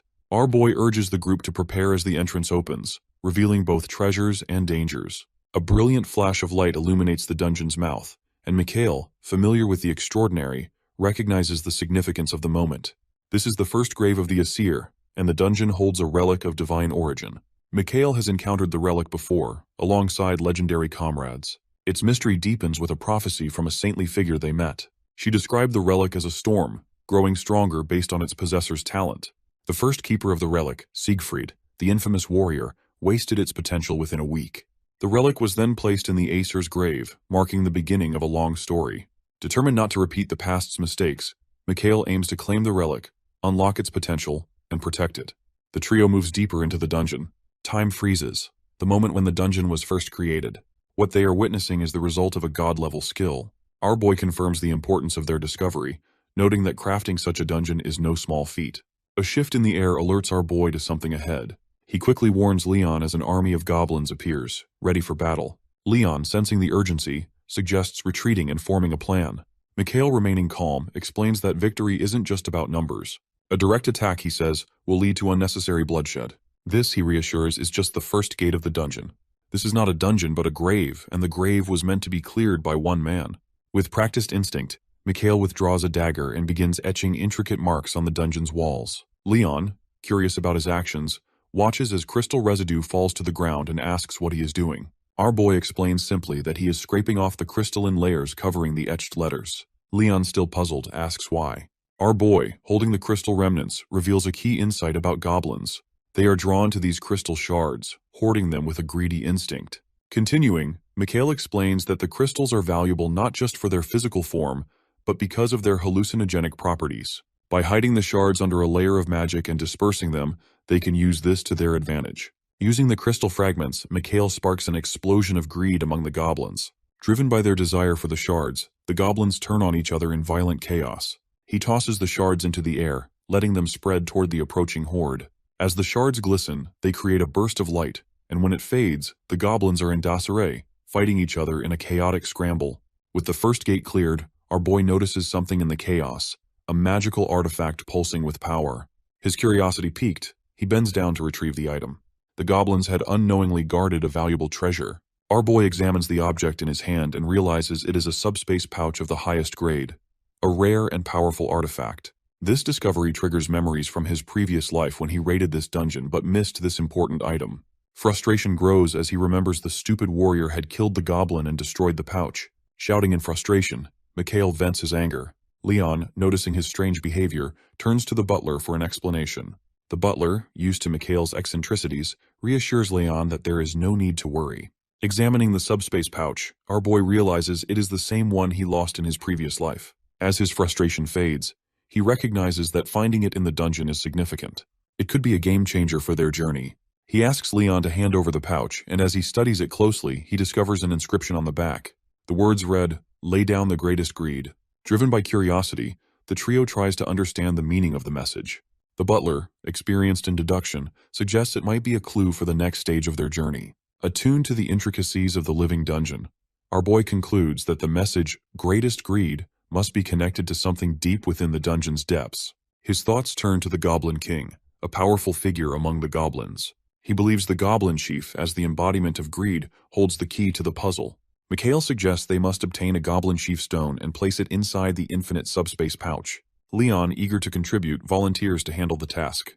However, doubt flickers in Mikhail's eyes as he quickly refuses. Frustrated by the rejection, Leon questions why a mage would be better suited for the job. In that moment, an idea strikes him, turning the task into a test of skill. Leon proposes a wager. Both he and our boy will try to obtain a Goblin King stone, and the one who retrieves the better stone will win the infinite subspace pouch. Our boy accepts the challenge, and they both set off on their attempts. Leon unsheathes his sword with precision and successfully secures the Goblin King stone, his skill evident in the clean retrieval. Not far behind, Mikhail expertly retrieves his stone, which pulses with the lingering mana of the Goblin King. Leon, though impressed, realizes he has been outperformed. Mikhail places the stone into the infinite subspace pouch, and a key materializes before them. A massive door opens, revealing the next step in their journey. For our boy, this is a significant moment. He recognizes that he has never gone beyond the fourth gate in his previous life. A smile forms on his face, suggesting he has found a valuable shortcut. The trio moves through an ornate door and steps into a dimly lit chamber where their footsteps echo in the stillness. Leon, the youngest member of the group, grows curious about our boy. He turns to the trusted butler and asks why he doesn't seem to fit the typical mold of someone his age. The butler explains that Mikhail is the subject of many whispers and rumors, which turn out to be true. However, these rumors are more complex than they seem. Our boy is not the perfect example of skill, charisma, and insight that one might expect. He shares this fact only because he has chosen to reveal it. Leon finds this odd, as most people tend to hide the less flattering parts of their past. But our boy has chosen to accept and integrate them. Standing before the fourth gate, our boy speaks about feeling as though they have skipped over certain events to reach this point. The gate is important, yet it holds a mystery for him, as he has never reached it in his previous life. The gate is different from any other challenge Mikhail has faced. Ancient hieroglyphs cover its surface, and he begins to decipher the message. The inscription is cryptic, urging them to enter without overthinking. Deciding to move forward without overthinking, Mikhail begins to approach. Leon, cautious, suggests they proceed carefully. He understands the importance of being cautious when facing the unknown. Mikhail agrees, acknowledging they don't have enough information to make a fully informed decision. To prepare, Mikhail casts a protective spell on Leon and the butler, ensuring they are shielded from potential harm. With these precautions in place, our boy opens the door. Inside, the room is completely dark. Even his light magic can't fully dispel the darkness, and the room's size and boundaries are hidden in the blackness. Unease grips Mikhail, his primary concern being Leon's safety. Determined to resolve the situation for his young friend, He moves forward, spotting a figure ahead, armored and with its head lowered. The illusion becomes clear. It's not the real Leon. Our boy assesses it, impressed by its quality, yet he directly asks where the real Leon is. The illusion of Leon attempts to engage, asking why our boy is in such a hurry and suggesting they sit down to reminisce. Focused on the mission, Mikhail declines, sensing the illusion's attempt to distract him. The illusion escalates, attempting to manipulate him with a vivid memory that paints him as a coward who had abandoned others in the past. Mikhail stands firm, lowering his rating of the illusion. With calm precision, he summons his magic, dispelling the illusion of Leon, which crumbles into ashes. The oppressive power vanishes, leaving the room in an eerie silence. The butler breaks the silence, noticing strange crystals scattered around. His young master identifies them as mana crystals, explaining their value. The butler, his gaze shifting, notices Leon's distress. Confusion and despair cloud Leon's features. Our boy moves swiftly to his side, and the butler, concerned, asks what their next move will be. Mikhail's response is simple. He will snap Leon out of it. Trapped in his own memories, Leon is overwhelmed by the expectations placed on him by his father and the loyal servants. These illusions cloud his mind, making him forget their mission. Dark magic dims his once bright eyes. In Leon's mind, a plan begins to form. If Mikhail were to fall here, Leon's family would take control of the dungeon. But his main goal is to restore his family's honor, even if it means sacrificing his comrades. With his sword drawn, Leon prepares to confront our boy. A magic missile is fired, striking Leon with several arrows. Shocked by the attack, Leon realizes he's no match for our boy, especially since Mikhail knows everything about Leon's mana training. Leon believed death was inevitable as despair consumed him. But then something shifted. His eyes, once clouded by darkness, slowly returned to their normal color. A sense of clarity washed over him, signaling that something had changed. Our boy exhaled, feeling a sense of relief, and recognized that it was time to move on. Though still uneasy, Leon knows our boy is strong, and they must continue. As they descend deeper into the dungeon, the environment becomes more oppressive. The forest they pass through shifts into thick fog, disorienting them. Our boy, relying on his sharp instincts, realizes the fog isn't natural but intentionally created within the dungeon. The fog is now so dense that he can't see Leon or the butler. Confidently, Mikhail moves forward, relying on his instincts. As he ventures deeper into the dungeon, he eventually reaches the end of their journey and encounters a green-haired girl seated at a table, her expression enigmatic and smile cryptic. The girl greets him with an understated yet profound presence, offering no further explanation for her being there. Mikhail, unfazed, proceeds to inquire about her role within the dungeon, seeking to understand her purpose and authority in the situation. With a gentle smile, the girl's emerald eyes shimmer with an unsettling knowledge, revealing her awareness of the situation. She doesn't seem surprised by his approach, and Mikhail, sensing an opportunity, responds with a calm confidence that borders on audacity. His words reflect his belief that he's encountered similar situations before, and he's not fazed by what lies ahead. She dismisses the question with a wave of her hand, her smile shifting slightly, as though the nature of her authority is irrelevant. Before she can explain further, Mikhail interrupts, identifying her as Set, the guardian of storm, and linking her to the first shard of the god Asar. His declaration is met with surprise, and the girl reacts, her eyes wide in astonishment at his knowledge. Mikhail, unwavering, maintains that his actions and achievements have already proven his worth. He expects to receive the reward that is rightfully his. The girl, still puzzled by his certainty, asks how he came by this knowledge, but he responds cryptically, implying that this is not his first encounter with such a situation. Accepting his words, the girl's demeanor shifts, and she acknowledges that she has a duty to give the holy item to the one who is qualified. With a wave of her hand, a magic circle materializes before her, casting a brilliant green light. From it, a necklace forms, glowing with a vibrant aura. She explains that the item is a holy artifact, imbued with her powers, capable of transforming into a shield or a spear as needed for protection. She has never named it, but refers to it as Set Storm. As he takes the necklace, our boy feels an immediate sense of curiosity and anticipation. Holding the item in his hands, he senses something distinct about it, something different from what he had encountered in a previous life. The spirit notices his hesitation and reassures him of the necklace's authenticity. She assures him that she would never offer a counterfeit item to someone who has passed the fourth gate. Slowly, his confusion clears, and he realizes that if this item is indeed genuine, then the one he obtained in his previous life must have been a deceptive version, one that cost countless lives for a mere imitation. Finally, our boy, seeking clarity, asks if there is a way to acquire such a holy item if they were still at the third gate. The spirit responds firmly, explaining that there is no way to obtain the holy item at the third gate. It is a puzzle that requires thought, and without passing the third gate, one isn't worthy of the item. A nod follows as the necklace is placed around his neck. The pendant glows brightly and then shatters, enveloping him in a green aura. The spirit elaborates that the pendant is a complex barrier, designed to protect both body and soul. It can shield against an attack once a day, with its effectiveness increasing as strength grows. Though somewhat disappointed by its limits, appreciation for the protection provided remains. As the spirit's form begins to fade, a realization sets in. The time freeze spell is wearing off.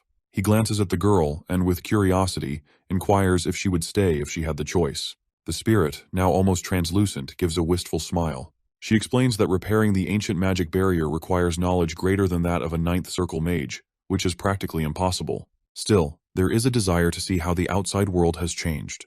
Understanding the significance of her words, action is taken.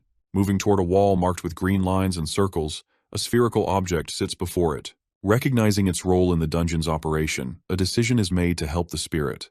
By manipulating the sphere, an enhanced time freeze spell is cast.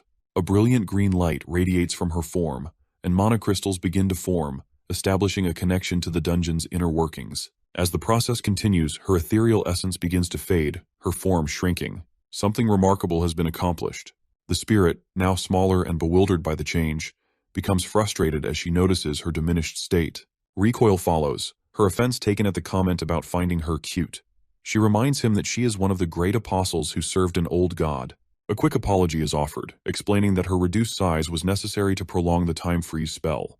The outcome, he assures her, is favorable. Still struggling to understand what happened, the spirit questions his identity, amazed by his ability to perform a time freeze spell. With confidence, he claims that he isn't a ninth circle mage, but a genius with overwhelming talent.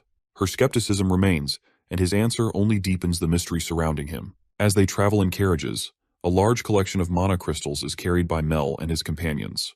The soldier accompanying them stares at the radiant gems, marveling at their immense value and extraordinary quantity. The immense value of the mana crystals proves to be a game-changer for Count Parslope's coffers. He is impressed by Mel's accomplishment, admitting that he hadn't expected such a quick return without much trouble. With a confident reply, Mel explains that he never proposes anything he can't accomplish. Count Parslope jolts with realization. Mikhail, from the renowned Walpurgis family, has proven his skills time and again. The Walpurgis family's reputation for excellence momentarily slips his mind. As Mikhail reminds him of their agreement, the Count feels a tinge of regret, wishing he had negotiated for a better deal. However, it becomes clear that the Count's concession is likely an act. The pressure to conquer the dungeon has been mounting, and the Count has invested significant resources without any returns. Despite this, a powerful ally now stands with him, and the relief of their success overshadows his concerns. The Count reminds our boy of the promise to provide the Mulier training method, stressing its importance for learning at an early age. Always ready to fulfill his commitments, our boy suggests they begin the training that day. 4 days later, outside the mansion, soldiers whisper excitedly about the arrival of a new knight, a mysterious figure who has come specifically to train Leon. Rumors spread that this is no ordinary knight, but a mage of great skill. The scene shifts to the training grounds within Parslope's palace, where Leon trains hard under Mikhail's watchful eye. As Leon spars with intensity, Spirit Set asks Mikhail about his unconventional training methods, curious about why he trains Leon this way. Our boy responds thoughtfully, suggesting he might be too lenient. Spirit Set, surprised by his statement, jokes about the meaning of the word gentle, though her comment shows an appreciation for our boy's unorthodox approach. Mikhail explains that by incorporating the natural flow of mana, the training can be more effective. The focus is on making Leon more aware of mana. Mikhail believes knights do not need precise mana control, and this method is fitting for Leon's training. During the exercises, Leon struggles and cries out in pain, but Mikhail responds with congratulations instead of sympathy. Leon, confused about the nature of the training, receives an explanation from Mikhail that he learned this method from a highly qualified individual. Expecting the training to wear our boy down, Leon is unaware that our boy has a different goal in mind. Mikhail grows irritated with Leon's assumption and tells him to focus on channeling mana as instructed. As Leon complies, he feels his body relax and adjusts to the technique. Mikhail explains that the technique Leon used to deflect spells is a crucial part of the training. The next step is for Leon to master this method. As his confidence grows, his sword begins to glow with a blue aura. Recognizing that Leon is making rapid progress and nearing the final stage of the Muller's training method, our boy understands the importance of patience. After the training session, our boy retreats to a secluded area, ensuring there are no onlookers. Spirit Set, sensing something personal, questions why he needs solitude. but our boy assures her she can stay, explaining that he has his reasons. Our boy decides to test the full capabilities of the storm pendant. Activating it, a large green aura surrounds him. Spirit Set, curious, wonders if the goal is to test its defensive abilities or explore other functions. Mikhail explains that he wants to understand all the pendant's uses since it's a holy item infused with her power. Spirit Set, cautious but intrigued, asks if she can help explore its functions. Surprisingly, our boy asserts that she is about to do something she doesn't fully understand. This statement angers Spirit Set, but Mikhail continues with his experiment. He manipulates the pendant's powers, causing the green aura to intensify until it forms a massive sphere of energy. Spirit Set warns him to stop, concerned for his safety as the surge of energy could overwhelm him. However, our boy maintains precise control over the mana and the storm pendant, proving her concerns unnecessary. Having studied the pendant thoroughly, Mikhail understands how it works with the free circulation method. This method involves circulating mana in multiple directions, a task that once posed challenges. After struggling with it before, our boy is now ready to test his theory. Channeling a 6th circle spell, flames erupt into a blazing inferno. He quickly follows with a 7th circle spell, manipulating gravity.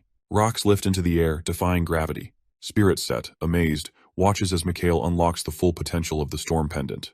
A week has passed since our boy began mentoring Leon in the Muller's training method, guiding him through the complex and powerful techniques. The Muller's approach to swordsmanship is known for its complexity, requiring precision and discipline. Leon, dedicated to mastering it, sees tangible progress as he continues his training. Mikhail, watching Leon's development, is pleased with his rapid improvement. As Leon gains confidence in his abilities, a growing sense of accomplishment fills him. He realizes that, under our boy's guidance, he has perfected the technique. Mikhail, observing Leon's potential, imagines a future where Leon could rise to the rank of swordmaster in just a few years, becoming a powerful figure in swordsmanship. Curious, Leon asks our boy about his plans for the temple. He speculates that Mikhail is teaching him the Muller method to prepare him for a role in the temple's hero recruitment. Our boy responds carefully, momentarily forgetting the importance of the temple due to recent events, especially the acquisition of the first holy item. Mikhail refocuses on their mission, as Leon's question brings him back on track. Our boy acknowledges the need to find Cassandra before heading to the temple. Just as the conversation continues, a soldier arrives with urgent news about an unexpected visitor. Leon asks who the guest is, as no one had expected. Mikhail quickly deduces that the visitor is Eileen, a member of a well-known family. His deduction proves correct when they move from the training grounds to the living room, where Eileen awaits them. Concern shadows Eileen's face. Though the Parcelope family has lost much of its influence over time, she clings to her aspirations of becoming a knight. Her past, especially her entanglements with the Walpurgis family, complicates this ambition. Her father recently assured her that the Walpurgis family, led by the Marquis, would no longer meddle in her life. With her father's full support, Eileen is now free to make her own choices. Yet, the shame brought upon the Lindell family by her past mistakes weighs heavily on her. Determined to restore her family's honor and regain her father's trust, she resolves to challenge Leon Parslope, the sword saint of the new era, to a duel. Victory, she believes, will prove her worth as a knight. Reflection on her plan is interrupted when our boy enters the room with his usual calm demeanor. Greeting her casually, he catches Eileen off guard. She questions his presence, and with a subtle smile, he reminds her that he is an invited guest, while her visit is the unexpected one. Assurances follow. He addresses any lingering concerns about their family's prior engagement, explaining that it ended amicably. Public announcements from both sides made it clear there was no doubt about his qualifications. The rumors that once questioned his abilities have long since been put to rest. Doubt lingers in Mikhail's mind about how Eileen views the events surrounding their families. When she inquires about Leon, he informs her that Leon is preoccupied with personal grooming and offers to keep her company in the meantime. Her purpose for visiting emerges. Eileen seeks to learn swordsmanship from another family, a bold request she acknowledges openly. Observing her keen skill with a blade, our boy recognizes her potential as a valuable ally in the fight against the demon god. Practicality shapes his thoughts. Eileen's strength, he realizes, could be an asset to their mission. His expression grows thoughtful, almost enigmatic, leaving her uneasy. The hint of an opportunity in his words confuses yet intrigues her. He notes that her desire to train with another family reflects a deeper drive for self-improvement and power. Support is offered to smooth over any tension with Leon, as Mikhail warns that Leon, known for his disciplined nature, may not appreciate an unannounced visitor.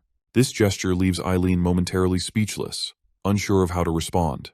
Training in the courtyard continues for Leon until our boy arrives, unexpectedly accompanied by Eileen. Surprise flashes across Leon's face as he senses something amiss.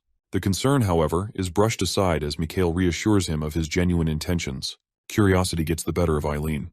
Leaning forward, she asks if her presence creates any issue, her voice steady but edged with uncertainty. The unexpected sight of Eileen leaves Leon momentarily speechless. Her unannounced arrival disrupts his routine, casting a sense of curiosity over the interaction. During the training session that follows, Eileen struggles against the relentless magic missiles conjured by our boy. Each attack tests her limits, while Leon showcases impressive resilience, enduring the onslaught with ease. A lapse in concentration causes Eileen to falter. Distracted by Leon's composed performance, she stumbles and falls, frustration evident in her expression. Turning to Mikhail, she questions the stark contrast in their abilities.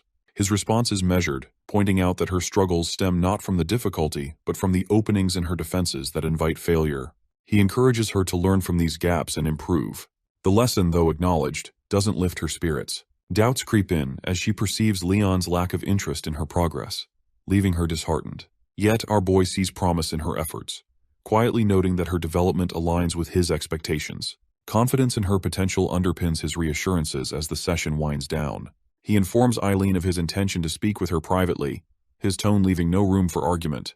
Confusion flashes across her face as she questions the true purpose of the rigorous training. A calm smile plays on his lips as he reveals the truth.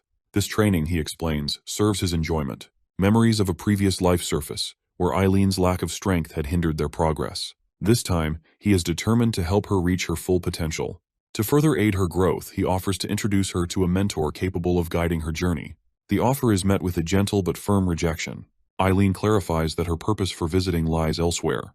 Doubts about Mikhail's qualifications as a mage to provide effective training methods surface, her skepticism cutting through her words. Leon steps forward with enthusiasm, suggesting his own mentor instead. His unwavering confidence in this mentor surprises Eileen. He recounts how the mentor personally taught him the aura training method he now practices, a revelation that leaves her puzzled. Mikhail intervenes to clarify. While unable to perform the method himself, his deep theoretical understanding enables him to teach it effectively. Leon's unwavering support bolsters the explanation, gradually dispelling Eileen's doubts. Realizing the unfairness of her earlier skepticism, she offers a heartfelt apology. The sincerity of her words catches him off guard.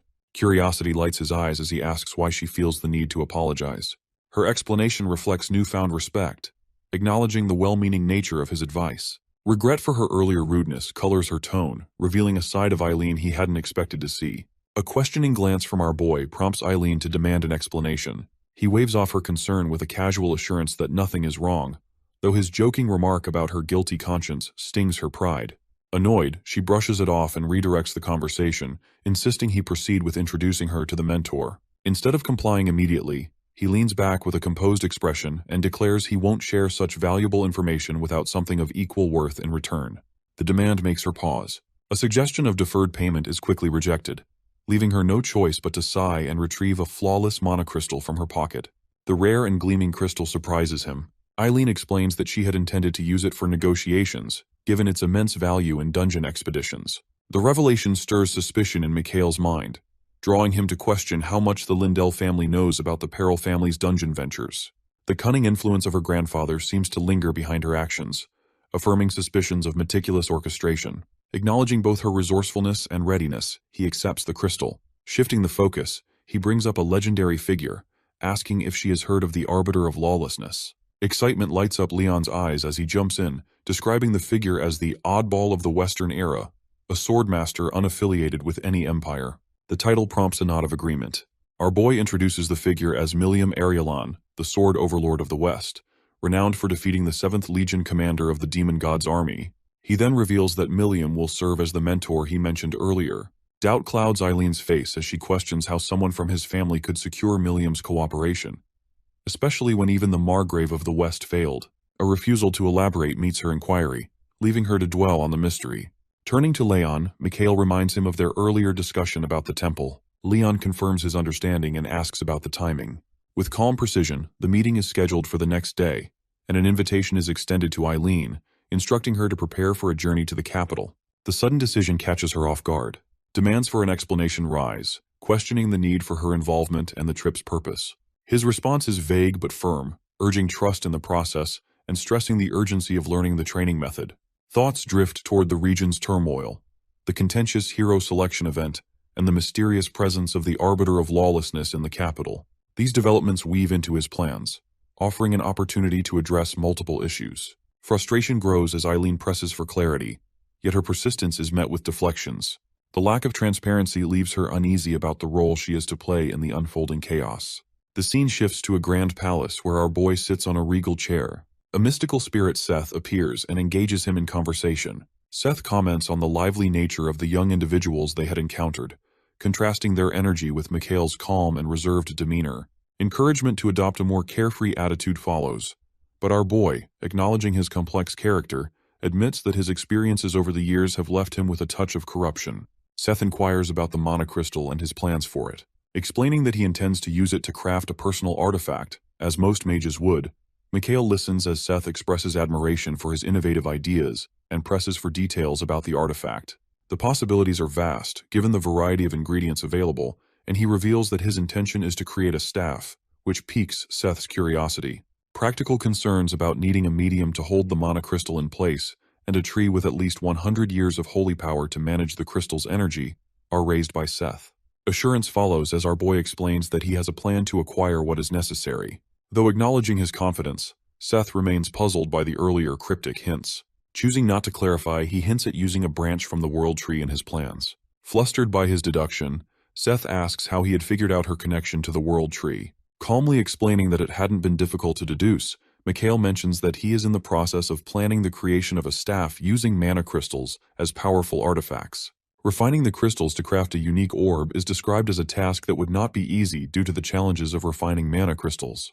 The refining process is known to be a challenging one, with a failed attempt capable of destroying an entire territory.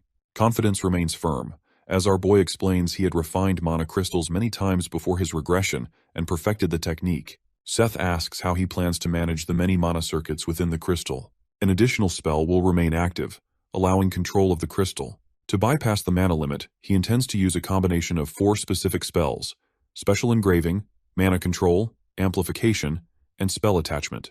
Amazement follows as Seth questions how he developed such expertise, typically found only in high sorcerers. Attributing it to a mix of natural talent and patience, Mikhail notes Seth's lingering skepticism. Using blood to alter the crystal's properties and imprint his mana signature marks the final step of the process. As the blood is applied, the crystal transforms, turning a deep black. Seth observes that the color of the orb usually reflects a mage's unique mana properties. Rare compatibility with all forms of magic makes him an exception to the usual rules, as our boy explains. Surprise flashes across Seth's face as he manipulates the crystal with a fireball, causing its color to change again, this time to a vibrant red.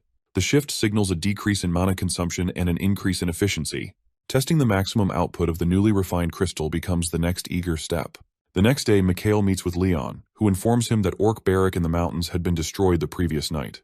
While it is a relief to be rid of the monster, Leon's father has been searching for it ever since. Our boy seems unfazed, and Leon, realizing something is amiss, suspects Mikhail is responsible. With a grin, our boy confirms Leon's suspicion, praising the orcs on his territory. Leon is frustrated with Mikhail's unpredictable actions. An old man speaks with the holiness about a prophecy that had been foretold. The old man had shared the prophecy as instructed, but it seems Archbishop Naren did not respond well to the news. The holiness acknowledges the difficulty of convincing others about the significance of the prophecy, recognizing that it has set a poor precedent. Despite these challenges, the holiness remains determined, emphasizing the importance of monitoring the prophecy. The old man reports that they have not yet located Cassandra, the prophet in question. He suggests that sometimes ignoring a prophecy could be beneficial, as it would pose minimal risk. However, the holiness has doubts about this approach and believes they should not ignore Cassandra's prophecy entirely. The holiness hopes that someone will eventually be willing to work with them. Eileen asks our boy about the prophecy they are planning to investigate. Mikhail confirms that their journey is related to the prophecy. Eileen expresses doubt about the reliability of prophecies, noting how difficult it is to interpret visions accurately. Our boy agrees with Eileen's skepticism, acknowledging that prophecies are uncertain and unreliable. He also points out that even after translation, there is no sign that the prophecy will be fulfilled soon. Our boy mentions that, at this point, becoming a hero holds little value since heroes are most needed when there's an urgent threat. However, he argues that their journey still holds value, as traveling to the capital will allow them to make important connections with people from the divine country. Eileen questions the importance of these connections, and our boy emphasizes their significance in the larger context. Eileen then asks about the Arbiter of Lawlessness, and our boy reassures her that they can make contact with this figure once they reach the capital. Mikhail has one final goal, to find Cassandra. He asks his butler about the progress of a task he had assigned earlier. The butler informs him that agents from the Divine Country have been sent to search for the Prophet, but Cassandra has not been found. It is also reported that Cassandra had been seen with a knight at the border before going into hiding. She left a cryptic message which intrigues our boy. The butler reveals that Cassandra's message said she would be waiting for something or someone, sparking Mikhail's curiosity. Their journey begins with our boy using his teleportation magic to transport his group to the grand capital city. However, one of the group members, Leon, is uncomfortable with the magic. He feels nauseous and voices his dislike for relying on magic. Leon is frustrated by their choice of transportation. While horses and carriages are available, they have used magic for convenience. Mikhail, calm as always, explains that magic is the fastest way to their destination and has brought them to the capital city quickly. Leon remains skeptical and, as they enter the city, is struck by its grandeur. The capital city seems far more impressive than any other city they have encountered. Eileen admires the city's elegance but isn't as enthusiastic as Leon. Our boy agrees with Eileen's view, which adds to Leon's frustration, as he hoped for support in his criticism of magic. As the group marvels at the capital's magnificence, Mikhail briefly reflects on the past before focusing back on their mission. The group moves toward the central temple, keeping their focus on the mission. However, their path is interrupted when Seth points out a scene nearby. A young girl is confronting a bandit, warning him about the consequences of his actions. Intrigued, our boy watches the situation unfold. The bandit, ignoring the girl's threats, raises his hand to strike her. Unwilling to let harm occur, Mikhail uses his shield magic to protect the girl. Just as the bandit is about to strike, a knight appears, drawing his sword. The knight's blade cuts through our boy's shield, disintegrating it, and the bandit is knocked to the ground, ending his assault. Mikhail quickly scolds the knight for using violence in the capital city. The knight's actions are questioned, but our boy, ever the diplomat, urges him to sheath his weapon to prevent further escalation. The girl asks the knight to stop and expresses her happiness at meeting Mikhail, which sparks curiosity in the group about their connection. When our boy asks if they've met before, the girl gives a cryptic answer, suggesting they haven't. Leon, tired of the situation, suggests they move away from the growing crowd. Mikhail agrees but uses his hold magic to immobilize the defeated bandit and quickly searches his belongings. The bandit, frustrated, protests the search. Our boy calmly explains that he's returning a pouch to its rightful owner, pointing out a symbol on it that links it to the Divine Country. The bandit claims it's his, leading to a brief exchange. Mikhail leans in and quietly warns the bandit about the inconsistency of his actions. Leaving the bandit with a warning, our boy tells him to pass on a message to a brown rat and to understand its significance. Before the bandit can respond, Mikhail silences him and instructs him not to speak. The pouch is returned to its rightful owner, the mysterious girl. Leon and Eileen, still puzzled by the cryptic exchange, are left confused by the girl's words. The butler suggests that she might be a prophet, a thought that shocks the group as they try to understand its implications. Noticing the group's confusion, the girl spoke up, her voice carrying a quiet authority as she introduced herself. Her name was Cassandra. The scene shifts to the city's sewers, where the bandit from earlier is reporting to a higher authority. Still shaken from his encounter with the group, the bandit explains the cause of his distress. He informs his boss that a Walpurgis is actively searching for him and had attempted to retrieve the stolen pouch. Initially dismissive, the boss's attitude changes to frustration and anger. He had expected little from the young Walpurgis, viewing them as an insignificant threat. The boss chastises the bandit for returning empty-handed, especially after being outwitted by a child. In his anger, the boss summons a monstrous creature to deal with the bandit. As the creature closes in on him, the bandit recalls Cassandra's warning about getting into trouble, but it's too late. The creature kills him quickly and brutally. The boss, now in a difficult situation, ponders how to deal with the growing conflict with the Walpurgis. Suddenly, a knight with striking purple hair appears in the sewer, adding more complexity to the situation. The knight stands at a crossroads, needing answers that the boss of the bandits can provide. Amused by the turn of events, the boss grins and chuckles. Determined, the knight points her sword at the bandit boss, demanding answers. She makes it clear that any attempts at deception will have serious consequences. Realizing the danger, the boss tries to strike a deal with the knight, recognizing her skill as a swordmaster. He begs her to spare his life, warning that her child will remain elusive if he dies. He offers valuable information in exchange for her agreement to a task. Intrigued, the knight asks what he wants from her. The boss, his face shadowed, reveals that a figure named Walpurgis is involved in their current predicament.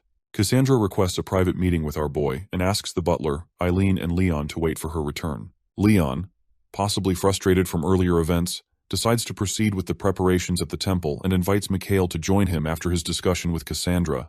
Eileen also chooses to accompany Leon to the temple, but before leaving, our boy stops her for a brief exchange. He quietly warns her to be cautious in dangerous situations, and she nods in acknowledgement. With the group gone, Mikhail can now focus on Cassandra. Eager to learn the reason she sought him out, he listens intently. Cassandra explains her extraordinary ability to foresee the future. She asks our boy if he has ever received the blessing of prophecy. Since childhood, she has experienced visions of future events, often unwanted and troubling. These premonitions include the deaths of friends and catastrophic events, such as carriages being destroyed. Her desire to prevent these tragedies only seems to make things worse, creating a cycle of repeating disasters. One of her most troubling visions is of the arrival of a demon god and the potential end of the world. Desperate, Cassandra turned to the Pope, hoping to be taken seriously, but her pleas were ignored. The burden of her gift and the isolation it caused had become too much to bear. Cassandra's unique gift has left her isolated and suffering. On the brink of hopelessness, one of her visions changes, merging with another sight, a meeting with a man, Mikhail. She sees this as her final chance to understand and control her ability, so she seeks him out. Our boy admits he is not a prophet and has no similar gifts. Cassandra is disappointed but finds hope in his willingness to help. He expresses curiosity about her ability and the possibility of altering destiny through her visions. Touched by his sincerity, Cassandra decides to trust him completely. From that moment, Mikhail and Cassandra form a connection based on shared hope and curiosity about fate. At the temple, Leon arrives to register as a hero. He introduces himself and urges the registrar to speed up the process. The registrar, however, reminds him that only genuine heroes are sought and emphasizes the importance of proper conduct. Leon assures him of his sincerity, while Eileen and the butler wait with him for our boy. As they turn, expecting Mikhail, an unexpected figure appears instead, the knight from the underground. Identity hidden behind a steel mask, the knight approaches with purpose and demands information about a child who had visited. In the temple's sacred halls, Leon and Eileen find themselves in a tense situation with the powerful knight. The knight's intimidating presence forces them to quickly draw their swords, ready for any confrontation. Eileen, despite the tension, remains curious about the knight's motives. Eileen looks to Leon for any clue about the identity of the imposing knight, but Leon is as uncertain as she is. All he can confirm is the knight's exceptional skill with a sword. The knight, unfazed by their defensive stance, repeats her demand for the location of the child who had been with them. Leon thinks of Cassandra, the prophet meeting with our boy, but he refuses to reveal any information, believing it unnecessary. Without warning, the knight moves swiftly, striking Leon and knocking him to the ground. At the same time, Eileen is thrown into the air and falls hard, leaving her shaken and bruised. Despite her injuries, Eileen sternly warns the knight that such actions in the Empire's central temple will not go unpunished. The knight, undeterred by the warning, shows no concern for the consequences. She states confidently that her true identity will never be uncovered, leaving Leon and Eileen stunned by her strength and resolve. Still holding her ground, the knight declares that anyone seeking to harm her must first present the head of a lindell, a rare and dangerous creature, as proof of their resolve.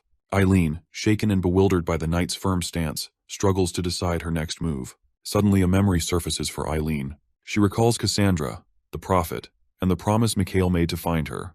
The name Karyaman comes to mind, and Eileen considers whether it might connect these events. Testing her hunch, she calls out the name. The knight immediately turns her attention to Eileen, her reaction swift and intense. She demands to know how Eileen knows the name, leaving Eileen stunned. Despite this, the knight reveals nothing further about herself. As the tension grows, our boy steps forward from the shadows, calm and composed. He states he has the answers needed, offering to clarify the situation. The knight reluctantly asks Mikhail about his identity. He confirms without hesitation that he is a Walpurgis, a revelation that surprises the knight. She mockingly questions his boldness, implying she should dictate the terms of their encounter. Her laughter carries an unsettling edge, hinting at a hidden instability beneath her composed exterior. The spirit accompanying Mikhail warns him to remain cautious. In response, he casts a defensive spell called Circle Expansion, surrounding himself with protective magical circles. The knight reacts swiftly, attacking with her sword. Our boy manages to block the strike with his shield, holding his ground. Despite the attack, he tries to initiate a conversation to understand the knight's motives and find clarity in the situation. However, the knight shows no interest in dialogue, remaining focused on her goal. As the fight continues, Mikhail considers the time limit of his Circle Expansion spell, which will last only 5 minutes. Recognizing the need for strategy, he prepares to evade the knight's relentless attacks while waiting for an opportunity to counter. He casts a unique spell known as the Quad Casting spell stacking 4 layers of haste and eagle eye to enhance his speed and perception.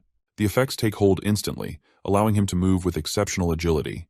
With newfound grace, he avoids the knight's persistent sword strikes and quickly closes the distance. Using his massive gravity spell, he targets the knight's blade, delivering a powerful blow that unleashes a burst of magical energy. Despite the force of the attack, the knight holds firm, successfully blocking it. Showing impressive composure, the knight readies another strong sword swing. At this critical moment, Leon steps in, reminding the knight that our boy is primarily a mage and not trained in the manipulation of aura, emphasizing his non-combatant role. The knight's aggressive actions prompt Mikhail to question her intentions. In response, she summons her aura, a powerful glow enveloping her and her sword, signaling her readiness to challenge him. The swirling energy hints at an impending display of power. Undeterred, our boy calls upon Seth the Spirit for assistance. Seth quickly responds, unleashing a torrent of green mana that surrounds Mikhail in a storm-like swirl. The mana disperses the knight's azure aura, momentarily leaving her stunned. Despite this apparent victory, our boy strains his body to withstand the immense energy. Concerned, Seth notes the toll it has taken, but he assures her he is unharmed. Surprised by the turn of events, the knight questions the nature of Mikhail's defenses. He deflects the question, implying that some secrets are better left undisclosed. Intrigued, the knight observes that our boy bears a strong resemblance to someone named Idan, whom she refers to as that snake. Mikhail confirms the connection, revealing that Idan is his father. With a knowing smile, our boy shifts the dynamic of the conversation. He questions whether his revelation about his identity is enough to prove his intentions. The knight, showing a trace of approval, acknowledges its authenticity but remains pressed for time, her urgency clear. She asks Mikhail how he came to know her name. He attributes their encounter to chance, recalling an incident where he offered water to an exhausted traveler. He had asked the traveler about his destination, a question that now seems central to understanding the knight's identity. Curious, the knight demands more information, specifically where the boy had intended to go. Our boy remains firm, convinced the boy had deliberately kept his destination a secret. Despite this, the knight stresses her obligation to find the child, her tone revealing a strong sense of duty. Mikhail takes the opportunity to share another key detail, his expression calm but purposeful as he prepares to reveal more. He hints at an important detail that could provide new insight into the situation, referencing a deeper conspiracy. He quietly whispers the name Sir Milliam. Upon hearing this, the knight is left speechless. In a dark underground labyrinth, the bandit boss, Gorath, inspects the imprisoned children. The torchlight casts shadows on their faces, showing their despair. Gorath, a cruel figure, surveys the scene with disdain. His attention falls on one particular child, and a question arises in his mind about the child's appearance. He points at the child, doubting their value. A subordinate, eager to please, explains that the children might appeal to buyers who prefer obedient types. However, this explanation does little to calm Gorath's growing frustration. With a swift motion, he signals his impatience. Gorath kicks his lackey in the midsection for his disrespect. He scolds him, explaining that customers do not want obedience, but rather to break those who appear tough and force them into submission.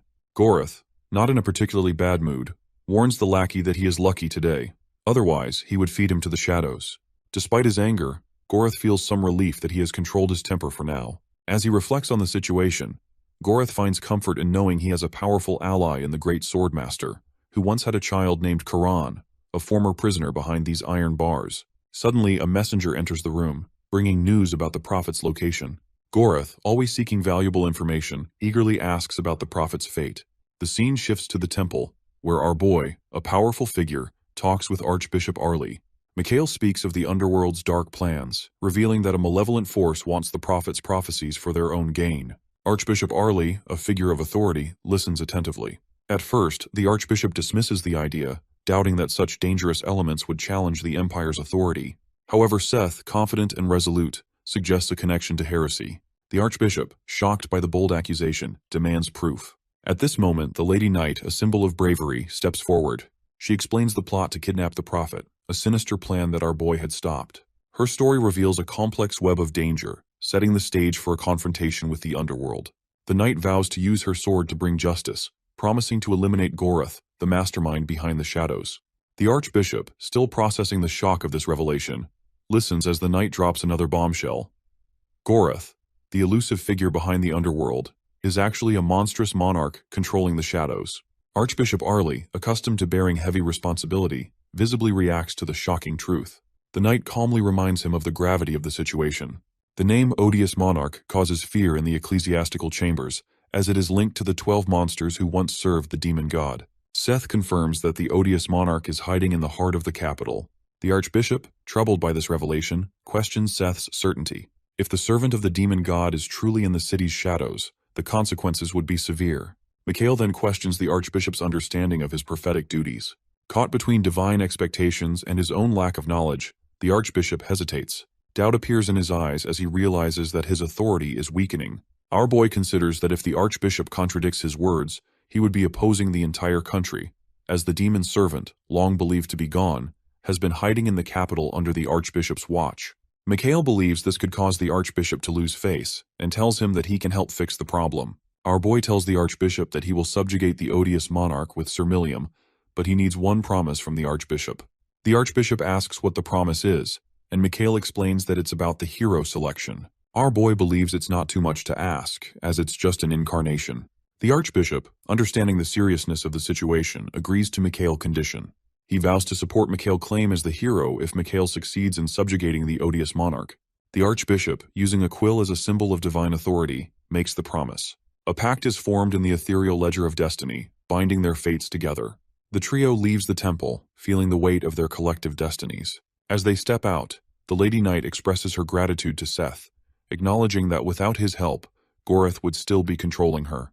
The knight wonders if our boy has told Lindel's child the truth, considering the complex relationships involved in their lives. He explains that his knowledge comes from a brief conversation, which nearly led him into Goreth's trap.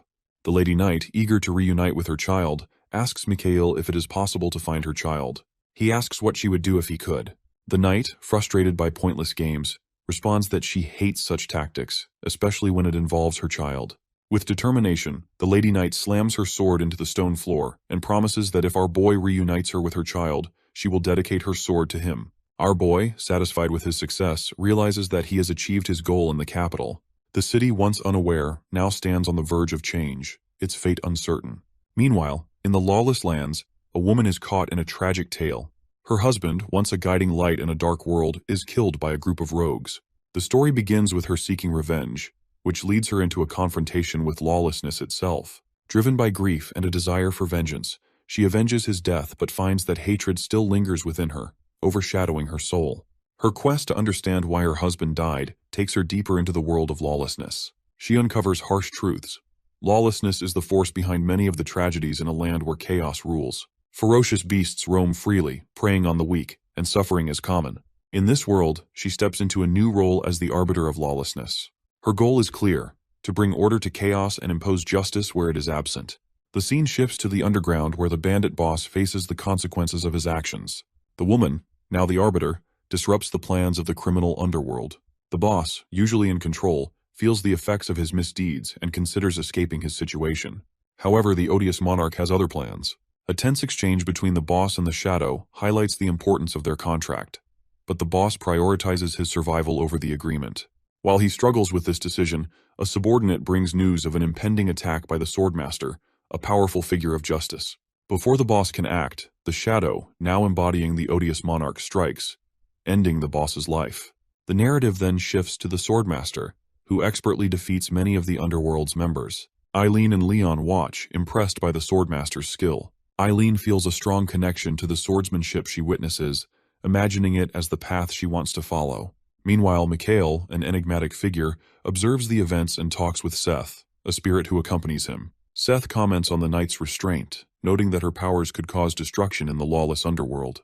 Mikhail agrees that the attack on the underworld has caused more trouble than expected. Seth warns Mikhail not to underestimate the situation.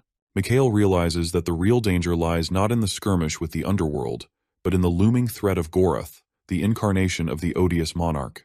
Back in the underground, the boss's body, now controlled by the odious monarch, embarks on a dark quest. Driven by an unending hunger, the shadow seeks to devour not only the prophet, but also the memories it cannot reach. Asar, an unexpected figure, stirs the shadow's hunger, leading it to target the hostages, especially the children. The shadow sees an opportunity to satisfy its craving for memories. Eileen continues her relentless assault on the bandits, focused on proving her power and challenging the teachings of Lindell. She enters a heightened state of focus, unleashing a red aura around her sword, which leads to a swift defeat of the bandits. However, the toll on her body becomes clear as she spits blood after the battle.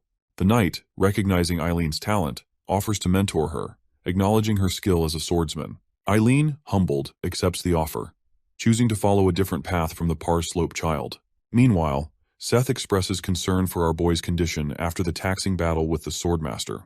Our boy reassures Seth that he is unharmed as he descends into the underground. He stops in front of a cell, his curiosity piqued by the unfolding events involving the odious monarch. He shares his doubts about the purpose of the odious monarch consuming children. Seth, shocked by this, witnesses the odious monarch near the area where the hostages are held, setting the stage for a chilling confrontation in the aftermath of the underground chaos. The odious monarch, surrounded by malevolence, reclines in a foreboding chair, and an oppressive silence fills the cavernous space. The arrival of our boy, an unexpected figure, disrupts the stillness. He steps into the domain of the odious monarch, unfazed by the sinister atmosphere.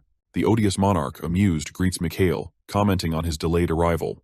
Mikhail responds by questioning whether he had kept the odious monarch waiting for too long. The exchange sets the stage for a confrontation beyond the physical realm.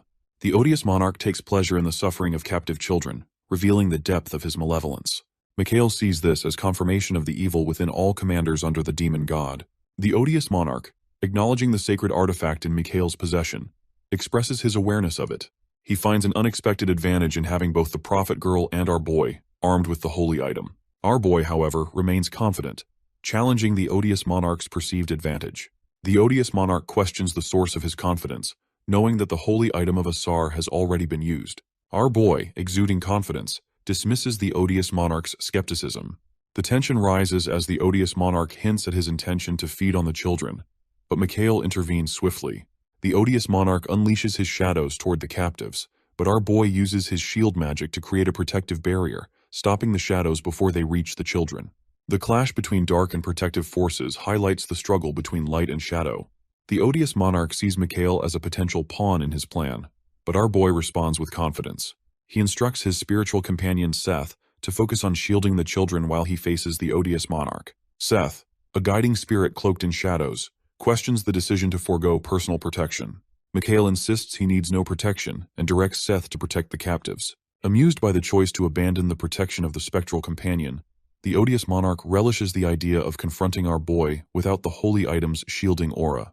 As the odious monarch laughs, his shadows surge toward Mikhail in a relentless assault. Our boy, using his agility, navigates the mid-air onslaught with skill, reflecting on the nature of the shadows.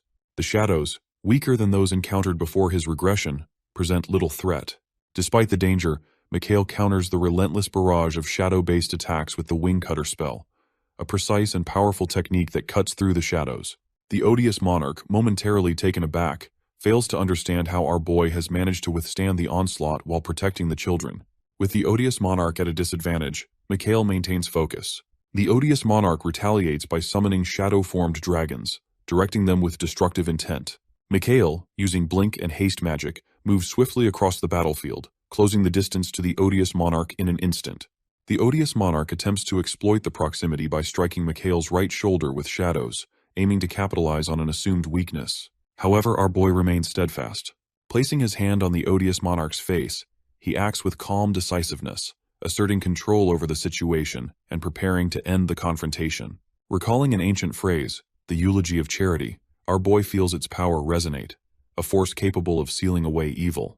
The phrase, long forgotten by many, carries the ability to deeply affect the souls of wicked adversaries. The odious monarch is shocked and unable to comprehend how a mere human could know of this ancient eulogy.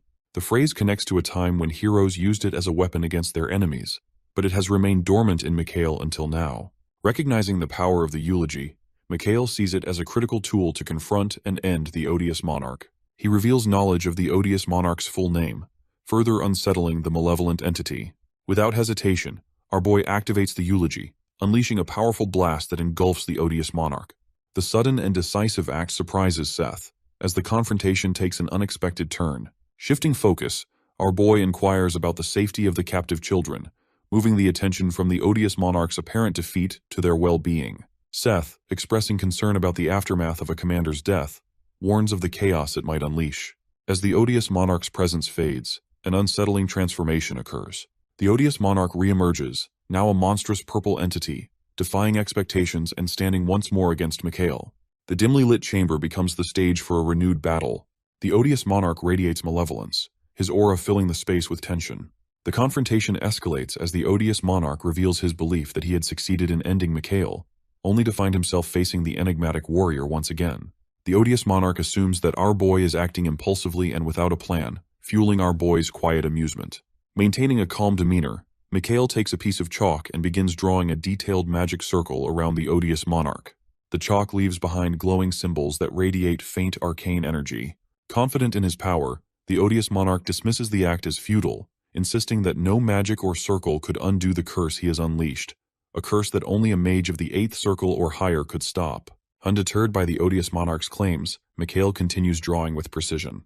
He calmly explains that the odious monarch's limitations apply only to those attempting to break the curse without understanding its complexities. As the circle nears completion, our boy's spiritual companion, Seth, warns him of the formidable nature of a monarch's curse. Seth emphasizes its strength, adding a sense of urgency to the charged atmosphere as he works with determination. Sitting within the completed magic circle, Mikhail begins chanting words filled with ancient power. The chamber fills with shimmering magical energy, and a bright aura surrounds him. Instead of trying to dispel the curse, Mikhail uses the spell to analyze it, breaking it down to understand its structure and essence. He approaches the curse like a complex puzzle, studying its patterns and formulas with precision. Our boy focuses on unraveling the enchantment. This is a battle of intellect and magic, beyond the physical realm. As he delves deeper, our boy realizes the curse can be reversed. He resolves to dismantle it layer by layer, exposing its true form. With renewed determination, he channels his magic to undo the curse. The aura around Mikhail intensifies as the spell takes effect. Initially dismissing the effort, the odious monarch now watches with growing unease. Under Mikhail's growing power, the odious monarch begins to shrink, his form weakening as the curse starts to unravel. Understanding that fully eradicating the curse may be impossible, our boy weakens it significantly. The curse, deeply ingrained in the fabric of reality, seems beyond complete removal. However, our boy envisions future efforts to handle the diminished threat. When the curse begins to destabilize and threatens to explode, Mikhail directs Seth to contain it. Seth obeys, creating a massive storm of black mana that engulfs the curse, preventing its detonation and holding its energy within a swirling vortex. With the immediate danger contained, Mikhail decides to study the lingering effects of the curse, seeking to understand its aftermath. He sees this as a rare opportunity to gain insight into the workings of a demon's curse. As he focuses on this, Seth warns of a growing dark aura behind him. A spiraling black energy rises outside the chamber, foreboding and ominous.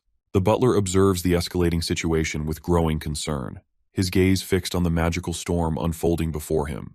Despite his unease, admiration for our boy's boldness in confronting such a formidable force colors his expression.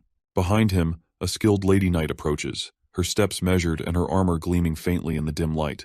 Known for her unyielding expertise, she questions the butler about his involvement in the unfolding events.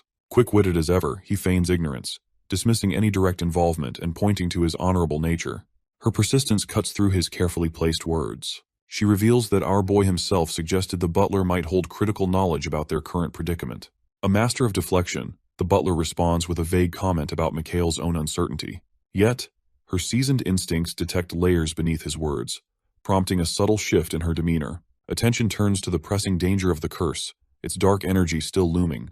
The butler, pivoting the conversation, advises her to harness her aura to bind the curse, referencing their prior strategies. The knight, drawing her sword with the ease of long practice, prepares for the confrontation. Her voice carries a touch of nostalgia as she mentions their past battles. Under his guidance, their combined efforts begin unraveling the curse's dense energy. Each strike from her blade, infused with radiant aura, weakens the dark force further. Shadows dissipate into faint wisps, the lingering threat neutralized at last.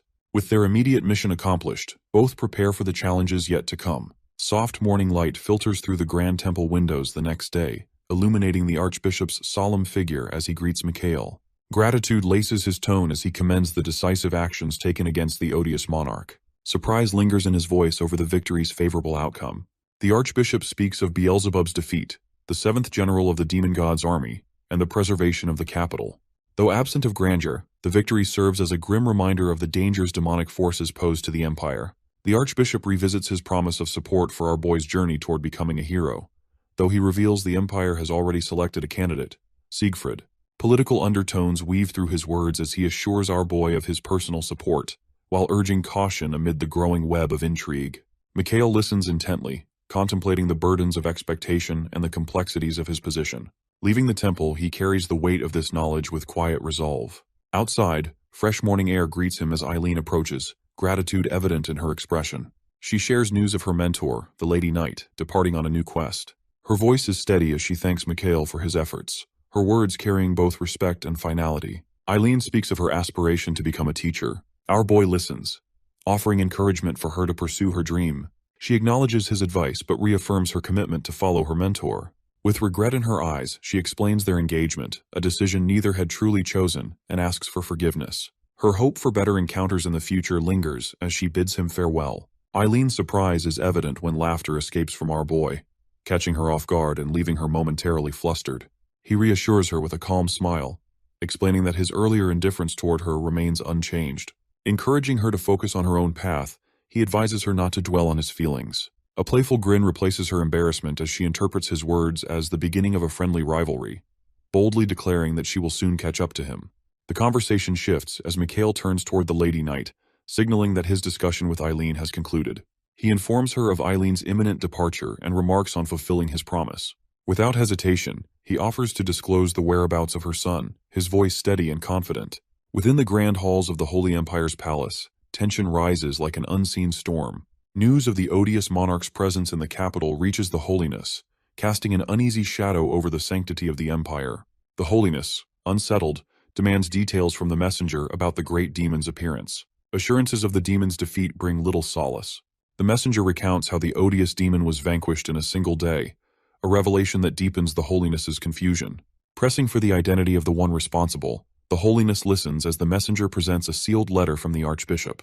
The document, bearing the Archbishop's official seal, recounts the astonishing feat of a young warrior who confronted and slew the demon.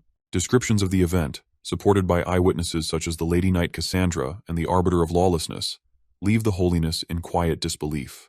The extraordinary nature of the account challenges everything he believed about divine protection and the Empire's role in defending humanity. The young warrior's unexpected rise to heroism stirs awe and uncertainty in equal measure. As the Empire processes this revelation, doubt creeps into the Holiness's mind. Certainty, once unshakable, now teeters on the edge of collapse, leaving him to grapple with the implications of this miraculous event. Elsewhere, the conversation between Mikhail and the Lady Knight takes on a more personal tone. Speaking with calm resolve, he reveals her son's decision to leave her methods behind. Instead of joining the Vigilant Corps, sought his own path, becoming a respected member of the Condor Mercenary Corps. The Lady Knight listens intently as our boy explains her son's decision. The Condor Mercenary Corps, known as the Protectors of Freedom, holds a reputation for legality and honor in the often chaotic world of mercenaries. Members are required to shed their former identities, adopting new names as a symbolic commitment to the group's values. The weight of this truth settles over the conversation, leaving the Lady Knight with much to ponder about her son's choices and his independence. The Lady Knight contemplates the challenge of finding her son within the anonymity of the Condor Mercenary Corps. The task ahead seems daunting, and the realization weighs heavily on her. Our boy informs her that her son is currently among the Condor mercenaries, sparking a deeper conversation about the ethical implications of her pursuit. A question lingers as she voices her doubts. Is it right to search for him, knowing he has chosen a different path? Mikhail gently prompts her for clarity, seeking to understand her uncertainty. She explains that while her search has always been driven by love, it now feels like an intrusion. Her son has deliberately distanced himself from her way of life, and she fears her actions might have caused him harm. Past actions come under scrutiny as she reflects on her choices. The idea of being a good mother feels elusive, and she questions whether she has the right to find him under these circumstances. A gesture of reassurance interrupts her spiral of doubt. Mikhail places a hand over hers and urges her to consider having an open conversation with her son. He stresses the importance of understanding his perspective before making any decisions. Communication, he explains, is the first step to healing. Handing her a small bottle of elixir, he mentions its significance, explaining that her son will need it at the right moment. The small gesture brings a sense of relief. Gratitude fills her expression as she looks at the bottle, touched by his compassion. She thanks him for his kindness, and he reminds her that a parent's love should never waver, even if it feels unreciprocated. Renewed determination fuels her steps as she departs the capital. Watching her leave, our boy turns his attention to Leon, seated alone and visibly distressed. Leon walks toward the person, his expression heavy with unspoken emotions. He feels a deep sense of helplessness, weighed down by the aftermath of the odious incident. Rather than feeling the sting of criticism or the anger of others, What troubles him most is the feeling of being insignificant, as though he wasn't even worth the effort of disappointment. The confession elicits a thoughtful pause. Our boy listens intently, then offers a different perspective. Doubts, he explains, do not diminish one's value. Everyone faces moments of uncertainty, and they are opportunities to grow. To emphasize his point, he hands Leon a pendant, a symbol of their shared journey as hero candidates who passed the first trial. The gesture takes Leon by surprise, prompting him to question their original plan of traveling alone to the capital. A confident smile crosses Mikhail's face as he observes Leon's doubts. He recalls that Leon had once questioned himself in the past, highlighting that the uncertainty Leon feels now only emphasizes the need for him to embrace guidance.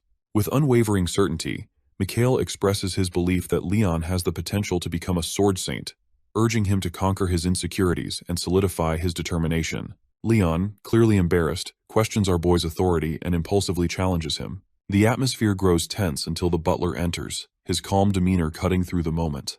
Without hesitation, he advises Leon not to underestimate the kind of support our boy can provide in the trials of becoming a hero. Skepticism flickers across Leon's face as he raises an eyebrow. He questions the butler's presence, asking where he has been all this time. The butler, unperturbed, responds with a casual explanation about catching up with an old acquaintance. The discussion takes a turn when Cassandra enters. As a figure of authority, she highlights the Archbishop's vital role in their journey and underscores the importance of their collective support. Her presence brings a new weight to the conversation, bridging the gap between skepticism and reassurance. Acknowledging Cassandra's point, Mikhail nods but still wrestles with his reservations. Cassandra proposes resuming her previous responsibilities to offer additional assistance. She hints at the invaluable support of the parish's prophet, a notion that leaves the group in thoughtful silence. 4 days pass since the battle with the odious monarch. Resting in bed, Mikhail is covered in bandages, his body visibly bearing the scars of the confrontation. Seth approaches, informing him that his defenses have fully charged and his body is healing steadily. Urgency colors the discussion as Seth mentions the need to prepare for the powerful demon commanders drawing nearer. Her question about the source of his knowledge and abilities lingers, a curiosity born from their growing trust. Instead of answering immediately, our boy turns toward Seth, signaling his willingness to share. The complexities of his existence weigh heavily on him, creating a dilemma about how much to reveal. His regression and the intertwined destinies they face make full disclosure a risky choice. An idea takes root as he decides to share a partial truth. He tells Seth that she is not the sole guardian of Asar's tomb, a revelation that visibly surprises her. Adding to her shock, our boy explains that she was the first spirit he encountered in this sacred duty. The exception he reveals further deepens the mystery. The record of Thoth, he explains, still exists, its ancient knowledge absorbed by him before his regression. This record, tied to a tomb previously conquered by his party, had been exposed to the outside world, casting a new light on the enigma of Asar's tomb. Seth processes the revelation, her surprise giving way to cautious gratitude. She expresses her sense of fortune for being part of his journey, her loyalty reaffirmed.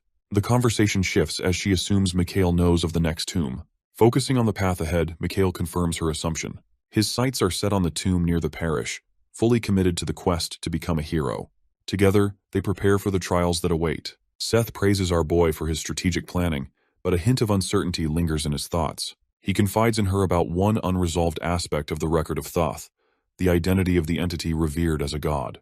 With a careful listen, Seth hears our boy's inquiry about the gods of the continent. Currently, it's the wise one Heikau. He explains that in his previous life, Heikau was the sole god. The conversation shifts as Mikhail presses on, asking about the origins of the gods. He wonders if there were once two gods, and why the knowledge of Asar has faded over time. Seth, with limited knowledge, can only offer vague answers about the distant past. Unwilling to leave it at that, Mikhail continues his search for the truth behind the divine mysteries that obscure the continent's history. Seth's cryptic statement about an accident gives him pause. It seems as though she knows more than she has revealed, sparking a question about the extent of her awareness. With a calm yet serious tone, our boy tells her that he doesn't know exactly what will happen when all the holy items are collected. Seth acknowledges this, confirming that such details are beyond her knowledge. Accepting the current level of understanding, Mikhail concludes that TH had deliberately limited the information given to him. With the conversation winding down, he steps outside and encounters Leon, who asks if he plans to head to the parish immediately. Mikhail agrees, but decides to stay a bit longer. When Leon presses for an explanation, our boy reveals that the entity he defeated was a powerful demon. He notes that news of the event will likely spread throughout the empire, including the parish. Our boy adds that even his father, Marquis Walpurgis, is now aware of the situation. Leon expresses concern about their association being discovered, but Mikhail believes it is too late to hide. Suddenly the sky darkens. Mikhail activates a multicasting shield to deflect incoming lightning, surprising Leon. He explains that it's a normal protective measure. In the dissipating smoke, Marquis Walpurgis appears, visibly angry. The scene shifts to the Archbishop's office. As he contemplates his role in selecting a hero, the emergence of a great demon compels him to take action. A smile spreads across his face as he thinks of our boy, Michel Walpurgis, as the ideal hero. Just then, a subordinate enters, reporting that Marquis Walpurgis is magically assaulting his son. The Archbishop is stunned by this unexpected turn of events as our boy flees from his father's relentless magical attack. Analyzing the nature of his father's attacks, Mikhail notices that each bolt carries a distinct signature, designed for light impact. As he dodges, a thought crosses his mind. Was his father deliberately using spells that would cause minimal harm? While evading the magical assault, a mix of awe and confusion fills Mikhail. He is impressed by his father's magical skill, but can't shake the feeling that his father's extensive research into magic has led him to use trivial spells. Amidst the chaotic exchange, our boy pauses, attempting to connect with his father, but his words go ignored. The relentless attacks continue. Blink spell activated, our boy evades most of the lightning bolts, but one strikes from behind. In a surprising turn, Seth, his spirit companion, steps in, intercepting the rogue bolt, protecting Mikhail from harm. The intervention catches his father's attention, causing him to momentarily stop his assault. Mikhail seizes the brief pause to ask a question. Does his father truly believe our boy pursues the hero's position simply for the sake of volunteering? The question lingers, prompting a response that hints at the complexity of their relationship. Unfazed, our boy asserts that the idea of a hero has evolved. It's no longer about volunteering, it's about facing unprecedented challenges. This statement piques his father's curiosity, leading to a brief pause in the clash. Shifting the conversation to something more pressing, Mikhail brings up the appearance of a great demon. His father dismisses it as propaganda, but Mikhail challenges him. What if this time it isn't just propaganda? Surprised by our boy's boldness, Walpurgis urges him to explain further. Our boy recounts the story of the demon's appearance and eventual defeat. Skeptical, Walpurgis questions the truth of the tale, asking how a great demon could appear and cause no harm. The situation takes a sudden turn when Archbishop Lindell enters, confirming Mikhail's account. He reminds Walpurgis of a meeting a year ago, which lends credibility to the story. Walpurgis is left with lingering questions, asking about the significance of the claim and whether the parish has found the soul of a hero. A triumphant smile spreads across Mikhail's face. The Archbishop declares that a hero has emerged, pointing directly to our boy. Walpurgis, confused, sees only his ordinary son. He dismisses the notion, calling Mikhail his stupid little son. His father seems oblivious to the revelation's weight. Observing Walpurgis's skepticism, Mikhail reminds him of something he demonstrated earlier. Now more attentive, Walpurgis asks if there's a connection.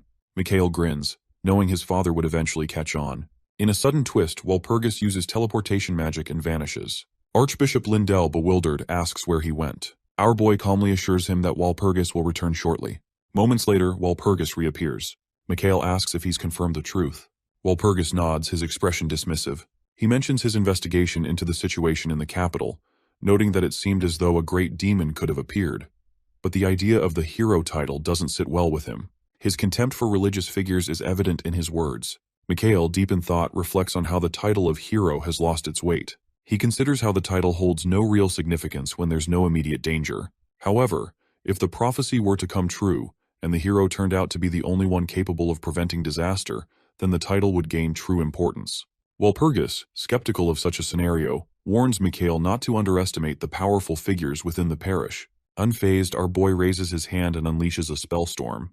The air crackles with magical energy, revealing a shocking truth that leaves both the Archbishop and Walpurgis in stunned silence. Our boy, empowered by the Holy Spirit, confidently assures his father that the schemes of the parish elders will fail thanks to his divine assistance. He emphasizes that the parish will be at a disadvantage and makes it clear that he has no intention of surrendering his right to choose his companions.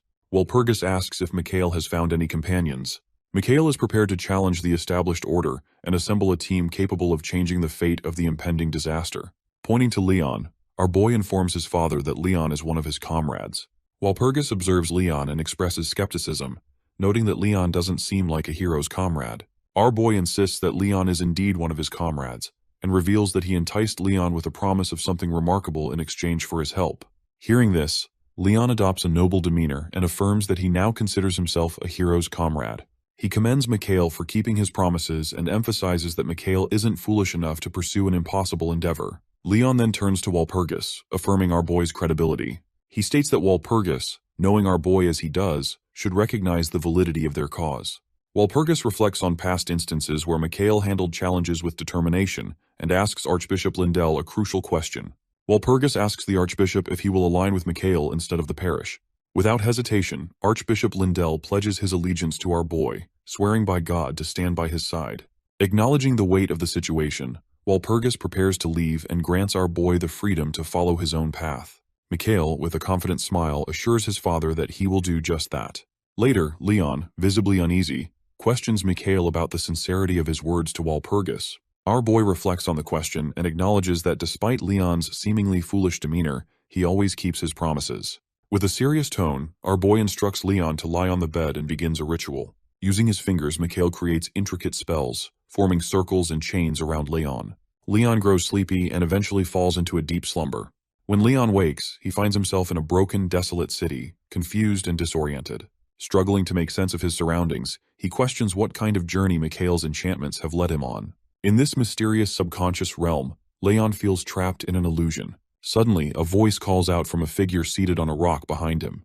The figure, a warrior with an enigmatic presence, calmly explains that this world is an illusion, a creation within Leon's own subconscious. Leon cannot discern the warrior's facial features, which heightens his suspicion and awareness of the strange situation. The warrior jumps down from the rock and orders Leon to draw his sword.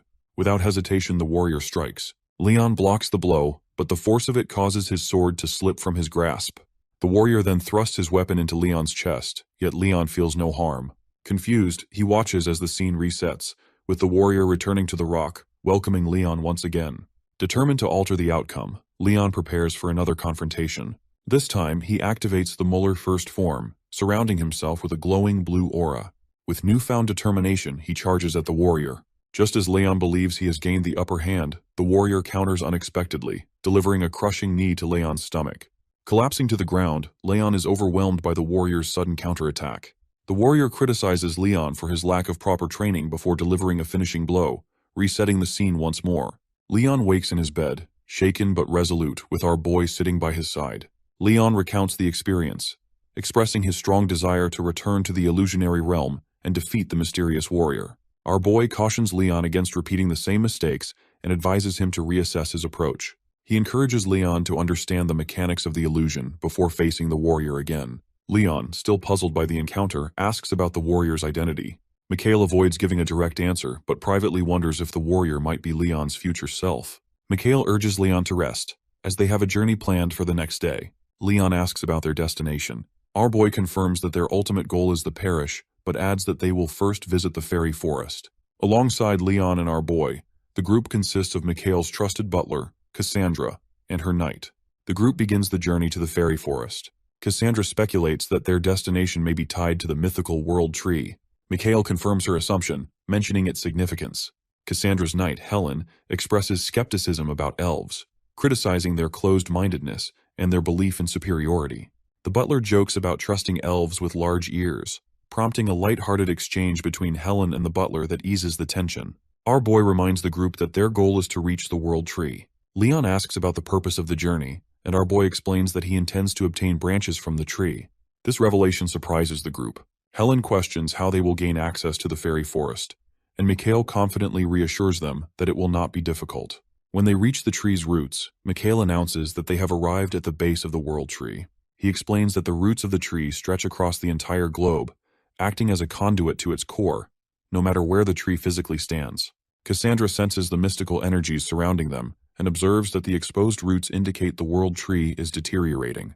Helen warns our boy about approaching the world tree as an outsider, questioning whether it will accept him. Undeterred, our boy focuses on his plan and reassures her, beginning a spell called Lock Up, veiling his intentions in secrecy. A memory resurfaces, one of a critical moment before our boy's regression. The world tree was dying, and he confronted an elven companion. He urged her to overcome her grief and lead the elves, explaining that their responsibility had grown even heavier. The elf, overwhelmed with sorrow, mourned their failure to save the fairy queen.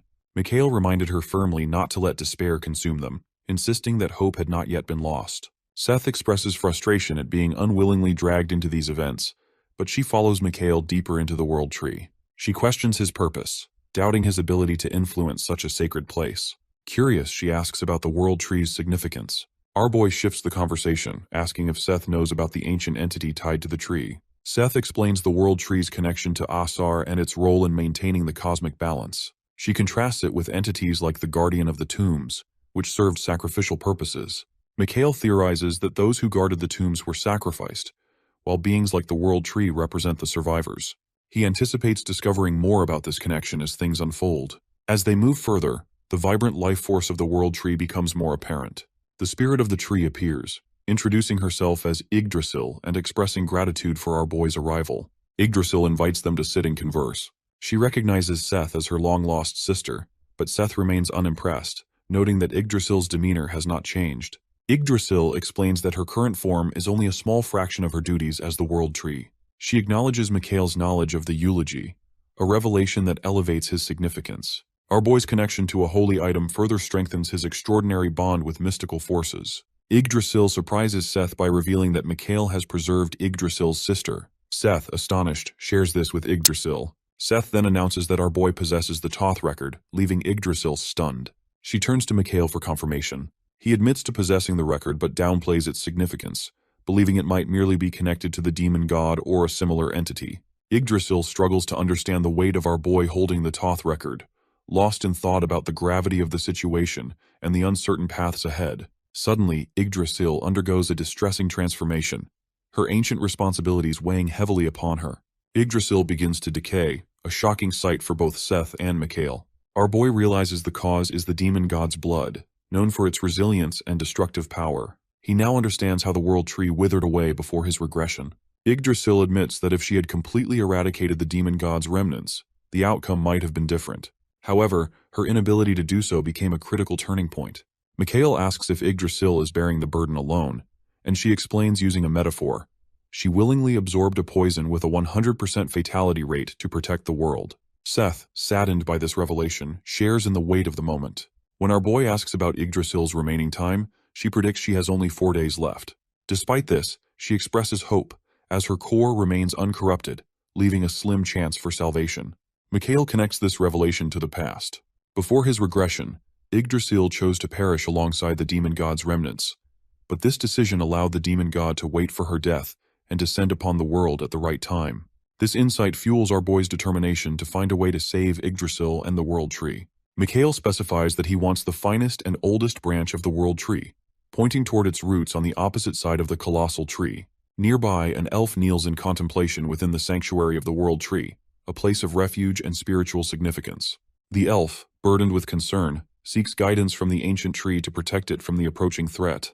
In silence, the elf waits for a response, knowing the tree's wisdom might remain hidden. After a long pause, the World Tree stirs and acknowledges the elf. It reveals that a dark and insidious force is attacking it, and its immense power is no longer enough to hold off the threat. Time is running out, and urgency fills the moment as the elf absorbs the grim reality. The elf seeks guidance on how to prevent the impending disaster. The World Tree speaks cryptically, mentioning a destined savior, a man who carries its light. This savior is the key to saving the World Tree, and the elf must assist him. After delivering this message, the spirit of the World Tree withdraws, leaving the elf deep in thought. As the elf reflects, a figure emerges from the shadows. The stranger introduces himself as Mikhail, a guardian of the World Tree with an important mission. Together, the elf and our boy begin their journey, passing through a nearby town. Initially, the elf leads, but our boy soon takes charge, confidently guiding their path. The elf questions the shift, but Mikhail reassures them that any mistakes can be corrected. While traveling, Mikhail considers the destruction surrounding the forest and the role of fate in their journey. He decides to change the destiny of the current fairy king, who, in a previous timeline, died due to the remnants of the demon god. Our boy resolves to prevent the fairy king's death, recognizing the strategic importance of preserving his life. The elf questions our boy about the absence of his companions. Mikhail, confident and enigmatic, explains that his companions will find their way independently. The elf, trusting but surprised, comments on the difficulty of navigating the forest. Mikhail responds with a cryptic smile, suggesting that not all individuals follow the rules of common sense. This leaves the elf thinking about the unconventional nature of our boy's companions. Before the elf can ponder further, a fairy knight arrives with urgent news. An intruder has entered the sacred forest. Our boy responds nonchalantly, hinting that he had been expecting this. The fairy knight also mentions a flying human among the intruders, which surprises the elf. As they process this information, the air becomes charged with an otherworldly presence. 4 ethereal horses descend from the sky, leaving the fairy knights in awe. The knights recognize them as the ominous riders of doom, preparing for a confrontation. Mikhail, however, recognizes the approaching figures and acknowledges them as his companions. With authority, he calms all 4 companions and questions their intentions, asking if they plan to cause harm to the forest. The response comes from Butler, one of Mikhail's companions, who expresses frustration about the sudden departure without explanation. A brief consideration passes through our boy's mind in response to Butler's accusation. Butler insists that the responsibility for the servant's actions lies with both him and our boy. Unfazed, Mikhail directs the fairy knights to tie up Butler, reflecting the balance of power and loyalty among them. Unexpectedly, Butler apologizes, promising not to repeat his actions. Cassandra, another companion, laughs at the situation, amused by the chaos they have caused. Leon, seeking clarity, asks Mikhail about his intentions. Our boy reveals a branch from the World Tree as advanced payment and explains that he needs his companion's help with a specific task. They proceed toward the ethereal fairy palace. The elf informs our boy that it is the residence of the fairy king, who is also the elf's father. Our boy recognizes the fairy palace as a place where elves and fairies have coexisted peacefully for ages. The fairy king, an elf, is a revered leader chosen by both species. As they approach, the fairy inhabitants notice Mikhail's presence. The fairies identify Mikhail as a human, but an unusual one. Instead of recoiling, they approach him with curiosity, showing affection by hugging his face. They realize that Mikhail is a human blessed by some extraordinary force, which leads them to hold him in awe and respect. The elf accompanying our boy remarks on the unusual friendliness displayed toward outsiders, explaining that it is due to our boy's role as the envoy of the World Tree. This responsibility grants him recognition, even among the typically reserved fairies. Our boy, unfazed by the attention, dismisses it as bothersome. The elf encourages him not to view the fairies negatively, emphasizing their kind nature. They reach the entrance to the fairy king's room, and the elf opens the door. Inside, the fairy king greets them, expressing delight at the rare visit of a human to the revered sanctuary and welcoming them all. Our boy bows respectfully before the fairy king, thanking him for the warm hospitality. This display of humility catches the attention of an observant elf, who is surprised by Mikhail's understanding of fairy etiquette.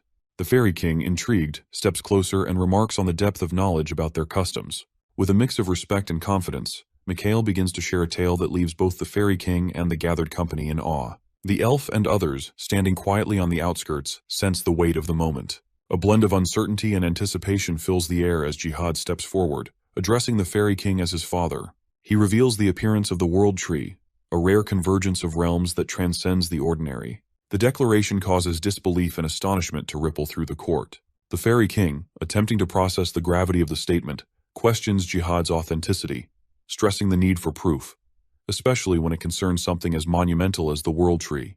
In a moment of uncertainty, Jihad finds support in our boy. Our boy reassures the fairy king that the claim can be substantiated. With a measured pause, he holds up a branch from the World Tree. The shimmering branch speaks for itself, its essence undeniable. Mikhail explains that this branch designates him as an envoy, chosen by the World Tree to bridge realms. The fairy king, taken aback by the significance of Mikhail's status, lowers himself to one knee in respect. The recognition shifts the fairy king's perspective, leaving Jihad to wrestle with a mix of disbelief and pride.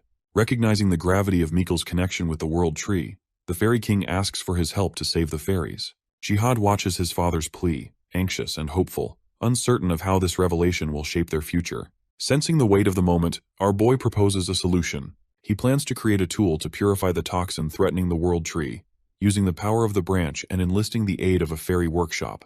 During the conversation, our boy unexpectedly names Ur's Fountain, a renowned workshop where the famed elven blacksmith, crafts enchanted equipment. The fairy king, momentarily startled by Mikhail's knowledge of the place, agrees to guide him there, understanding the urgency.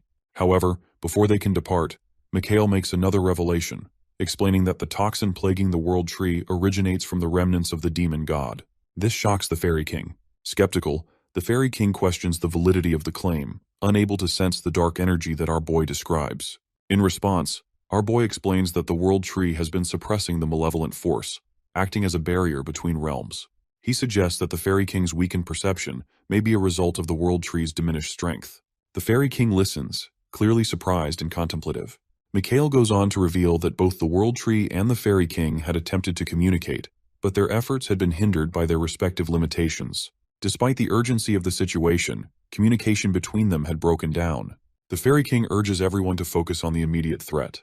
He explains that creating the tool to purify the toxin would alert the remnant of the demon god. The revelation shocks those present, raising concerns about the danger that lies ahead. Recognizing the urgency, the Fairy King quickly decides on a course of action. He instructs Jihad to accompany Mikhail to Urd's fountain and guide him to the workshop. Soldiers and knights of the fairy forest receive orders to prepare for the impending threat and protect their realm. With firm resolve, the Fairy King vows to prevent further tragedies in their land. Our boy approaches Cassandra and requests her collaboration with the elves, including Helen, to ensure a united effort to save the World Tree. He assigns Leon to assist the elves in their preparations, organizing his team with precision. Mikhail stresses the need for immediate action to rescue the World Tree. Accompanied by Jihad, he travels to Air's fountain, the sacred workshop. Jihad expresses curiosity about the mysterious techniques used by Urd to craft magical items, noting that no clear guide exists. Our boy assures Jihad that he has the knowledge to unlock Urd's secrets. He reveals that, in a past life before a mysterious regression, he served as a skilled creator at Urd's fountain. The magic items he crafted were more than tools. They were essential for survival. With this revelation, he begins their mission. Jihad watches closely as Mikhail works with the mana water, struggling to understand the intricate magic at play. Our boy explains his plan to use the mana water to extract the essence of the mistletoe. He assures Jihad the process will take only 4 days, though it typically requires a year of effort. Time, he emphasizes, is a luxury they cannot afford. Jihad raises concerns about a potential attack on the forest during this time. Mikhail acknowledges the risk but remains resolute, explaining that their mission is critical. Every action carries weight, and failure is not an option. Urd's fountain, our boy points out, holds more than just mana water. Hidden within the enclave are treasures, including the regal armaments crafted by Urd for the Fairy Kings. These ancient artifacts could prove invaluable if their situation worsens. Jihad receives instructions to search for the royal relics crafted for the Fairy King, while Mikhail focuses on refining the mistletoe. With their tasks clearly defined, Jihad sets off to locate the weapons, determined to contribute to their shared cause. Cassandra, Leon, and Helen discuss the situation. Leon expresses confidence in their progress, but Cassandra shares her unease. She admits she cannot clearly foresee the future, but feels unsettled about the state of the World Tree. Despite her doubts, she places her trust in our boy. Helen, however, cautions against relying too heavily on him, though Cassandra remains steadfast in her belief that he will resolve the crisis. A sense of urgency binds everyone together as they work tirelessly to save their world. Each member of the group, driven by determination and hope, plays their part in this race against time. A dark aura blankets the area, suffocating and oppressive. The once vibrant flowers wither and decay under its influence. The ominous presence emanates from both the World Tree and the surrounding forest. Before the group can comprehend the situation, a monstrous entity emerges. A towering snake-like creature, shrouded in black aura, with 3 glowing eyes radiating an unsettling, otherworldly light. The serpent surges forward, targeting Cassandra, Leon, and Helen. Its movements are relentless, exuding malice. Cassandra urges retreat, sensing the imminent danger. Leon hesitates, torn between his duty as a fairy knight and the survival of his companions. The creature's approach forces a split-second decision as the group braces for the worst. Doubt floods Leon's mind. Fear grips him as he struggles with feelings of inadequacy. A knight of the fairies, yet powerless against the advancing foe. The once serene enclave now seethes with menace, the air thick with tension as the creature closes in. Leon waits, desperate for our boy to intervene and turn the tide. Deeper within the enchanted forest, the Fairy King confronts a colossal snake-like monster. Soldiers unleash volleys of arrows, but the creature remains undeterred, its wounds superficial. The Fairy King erects a radiant barrier, a shimmering shield to protect his kingdom. Determined, he channels all his strength into holding the line. The barrier falters as cracks spiderweb across its surface. Fairy mages pour their magic into reinforcing it, but exhaustion takes its toll. The Fairy King, wise and steadfast, recalls a magical tool gifted by our boy, certain of its importance in this dire hour. Still, he knows the barrier won't hold much longer against the relentless serpent. At Urd's fountain, Mikhail works tirelessly, crafting a tool to defeat the monster. Seth, a spirit attuned to magical forces, informs him that only 3 days have passed. Our boy nods, satisfied with his progress. The final step looms. A glowing red orb must be fused with the crafted tool. When the orb merges, a burst of crimson light floods the workshop, signaling a pivotal moment in their mission. The beggar fairy forest stands on the brink of collapse. The black serpent intensifies its assault, and the barrier shatters under its power. Fairy mages fall back, drained and helpless as the serpent coils, ready to breach the kingdom. A blinding flash of light halts the monster's advance. Our boy arrives, radiant energy radiating from him as he unleashes the holy light spell. The serpent recoils, its momentum broken, if only momentarily. Relief washes over Cassandra at the sight of him. Surveying the battlefield, Mikhail assesses the threat with a calm, sharp gaze. The serpent's unnatural speed and ferocity underscore the urgency of their plight. Determined, he tightens his grip on the newly forged tool. Failure is not an option. The kingdom's fate depends on his resolve. Amid the chaos, the Fairy King strides toward our boy, his expression clouded with concern. It's not the battle that weighs on his mind, but the safety of his son. Despite the turmoil, the paternal worry etched across his face is unmistakable. A firm reassurance comes from our boy, who insists there is no need to fear for Jihad's safety. Determined, he ascends into the sky, placing himself squarely in the serpent's path. The creature's massive form looms larger with each passing moment, its terrifying size a stark reminder of the challenge ahead. The staff in his hand, crafted from the sacred world tree, amplifies his power. Holy Light, a spell that would normally fall short against such a foe, becomes a devastating force in his grasp.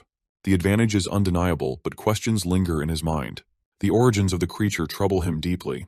Its existence cannot be mere coincidence. The debris making up the serpent carries the unmistakable influence of the world tree, twisted by years of proximity to its power. A grim realization strikes. This monstrosity is likely a remnant of the demon god, a fragment of malevolence left behind.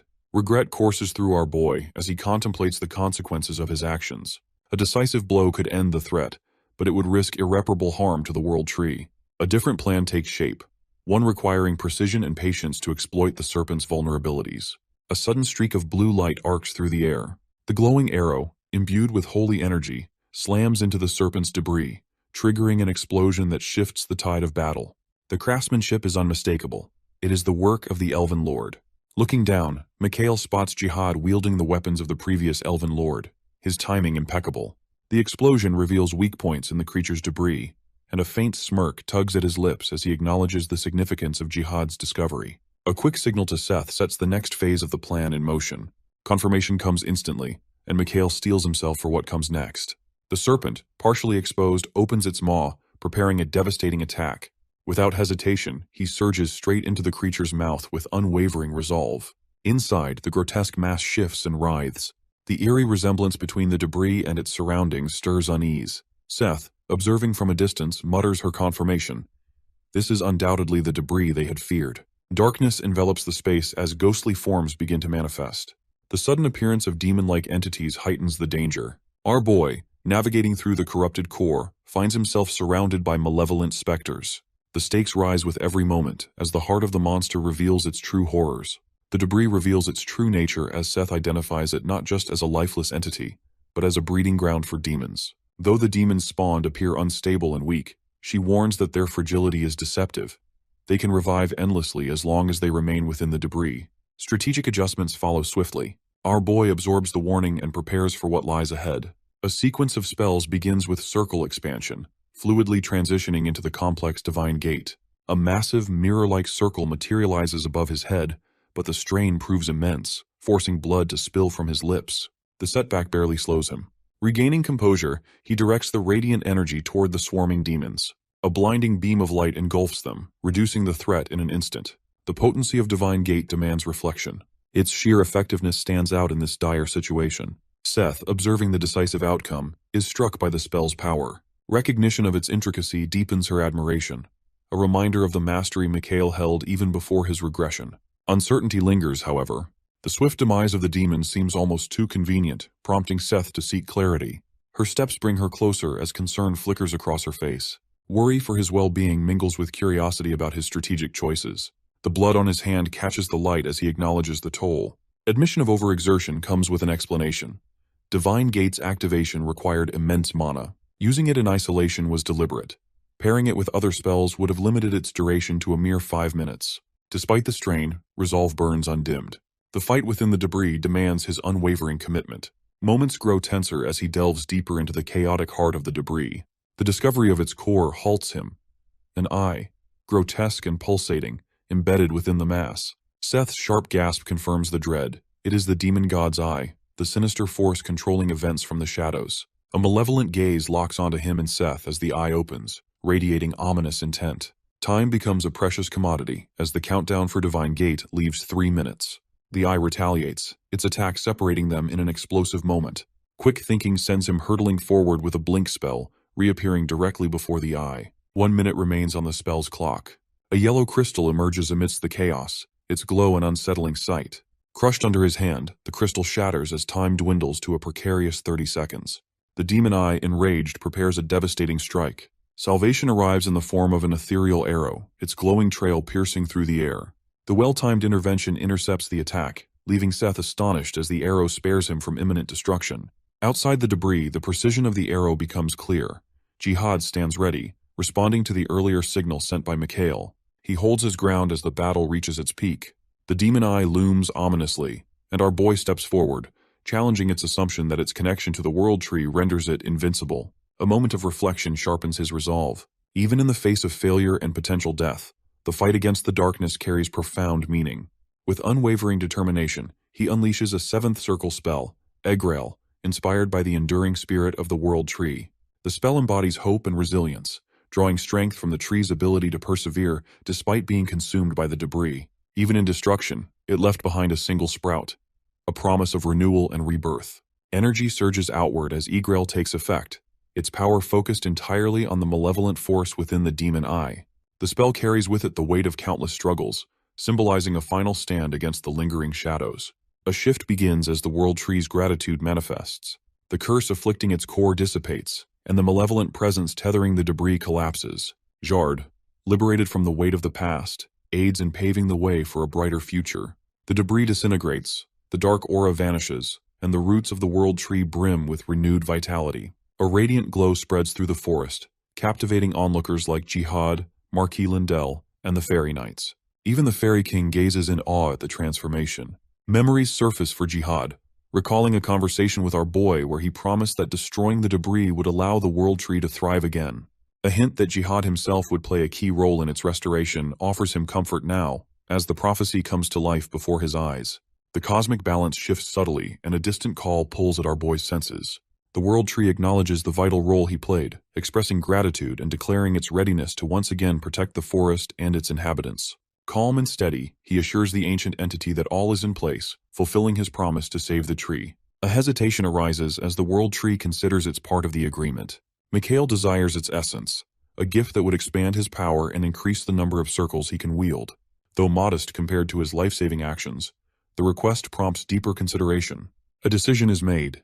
Rather than granting only its essence, the world tree offers a portion of itself, a gesture of immense gratitude. Seth voices concern over the imbalance this could cause, given the tree's recent recovery. The world tree counters that his selection was aligned with the reason Seth chose him in the first place. An unease lingers in Seth's expression. He notices and gently inquires, but she dismisses the concern with a soft shake of her head. For now, the focus remains on the future and the fragile equilibrium that must be maintained. The world tree bestows a profound gift, enabling Mikhail to not only gather mana but also store elemental energy within his body. Gratitude fills the air as he thanks the ancient entity. In a symbolic gesture, the world tree offers a few strands of its luminous hair to solidify their bond. When he jokingly asks if he should eat them, the tree clarifies with a chuckle that they are meant to be tied around his wrist. As the strands wrap around his wrist, a radiant glow envelops him. Healing energy flows through his body, mending injuries and restoring his magical circles. Mana surges with remarkable intensity, though perfectly controlled, signaling a transformation. The realization dawns that he has ascended to the rank of a 6-circle mage. Evening brings a vibrant celebration among the elves. The forest echoes with their joy, a stark contrast to the somberness of the injured community before his regression. Their lively spirits highlight the magnitude of the victory and the restoration of the forest's harmony. Laughter and music fill the air as the festivities continue. Amid the cheerful chaos, the Fairy King approaches, concern etched on his face. Reassurance flows easily, a quiet acknowledgement of the shared struggle and triumph. The Fairy King reciprocates with heartfelt gratitude, his renewed vitality a testament to the efforts of their hero. Talk turns to Prince Leon, whose growing prowess impresses even the seasoned mage. His ability to absorb the Fairy King's wisdom and foster connections with the spirits hints at a future brimming with potential. The Fairy King's warm smile reflects his pride in Leon, the praise a father treasures deeply. A reflective moment underscores the prince's unwavering admiration for his father. Before the regression, that respect was steadfast, and now it shines brighter than ever. Pride and gratitude mingle, a silent acknowledgement of the path they've walked together to reach this moment. Attention shifts as the fairy king rises, his commanding presence quieting the celebration. With reverence, he announces the revival of the world tree, a symbol of their collective honor. Yet his focus pivots to acknowledge a deeper truth. This victory was not theirs alone. The world tree sought the aid of a hero, and it was that hero who saved them all. Cheers erupt as the fairy knights and gathered crowd recognize their savior. Declarations of loyalty resound, pledging the support of the fairies in his future endeavors. In a spontaneous act of celebration, the fairy knights lift him into the air, their jubilant cheers filling the night. Despite the overwhelming joy, a faint unease settles in, like a whisper from a distant memory. Elsewhere, within the confines of the Holy Empire, a cage holds the butler, a former antagonist now seeking redemption. His pleas for forgiveness mark the stirring of a new chapter, a turning point that hints at redemption amidst the echoes of past mistakes. A solemn meeting takes place as archbishops gather around a table under the leadership of the Holiness. The atmosphere is serious, reflecting the importance of the assembly. A man wearing glasses informs the group that rumors suggest the Holiness has chosen a new candidate for the role of a hero. The Holiness acknowledges how quickly the news has spread. The Holiness confirms that Archbishop Arley was consulted and approved the decision, but notes that the selection is not yet official. The man with glasses continues, explaining that the candidate comes from a family with a history of expertise in the arcane arts. The Holiness interrupts, emphasizing the need for caution and careful judgment as the situation develops. The Holiness reflects on how the archbishops have developed a sense of self-righteousness. To address this, the Holiness reminds them that their duty is to follow God's word, not to act on personal preferences. The message underscores the divine nature of their roles. Archbishop Kalayan, a bald figure, voices disagreement. He questions why new candidates are being excluded and accuses the assembly, including the Holiness, of altering the destiny of a child without divine guidance. The accusation highlights the complexity of their decisions. The Holiness calmly responds, explaining that if the child is truly suitable, they will naturally prove their worth and rise to the position of hero. The Holiness also emphasizes that heroism is not the only way to contribute to the greater good, as there are many paths to serve others. As the discussion ends, Archbishop Ken sits in silent thought, resolved to closely monitor the hero candidate's progress. The Holiness concludes the deliberation, officially ending the topic. Within the sacred halls of the Holy Empire, the Holiness reflects on the discussions, finding little of value but managing to use the time to address concerns about our boy and his actions. The focus shifts to the fairy forest, where our boy and his companions prepare to leave. Jihad, acting as a liaison between the elves and our boy's group, informs them that while the elves cannot join them physically, they are committed to offering support when needed. The elves, though confined to their magical forest, pledge their assistance, demonstrating a bond of friendship and mutual aid that goes beyond physical presence. Mikhail accepts the elves' offer with gratitude, his mind focused on the challenges ahead. During their conversation, Jihad asks if Mikhail plans to become a hero. After a moment of thought, our boy confirms that it is his current goal. Jihad, understanding the complexities of heroism, agrees that it suits our boy, but also points out the darker side of the world. He explains that false prophecies are often used to manipulate people, driving them into unnecessary conflicts. This, he says, is why the elves chose to retreat into the safety of the fairy forest, distancing themselves from the chaos of the outside world. Mikhail, serious and resolute, reflects on the political schemes of the Holy Nation. He recalls past encounters with those who claim to act righteously for the Holy Nation, a stark contrast to the path he is now pursuing, a path the elder archbishops had wanted but never directly supported. Despite the complexity of the situation, Mikhail remains focused on his chosen course. Jihad expresses concern for our boy's safety and invokes the protective blessings of the world tree as our boy prepares to leave.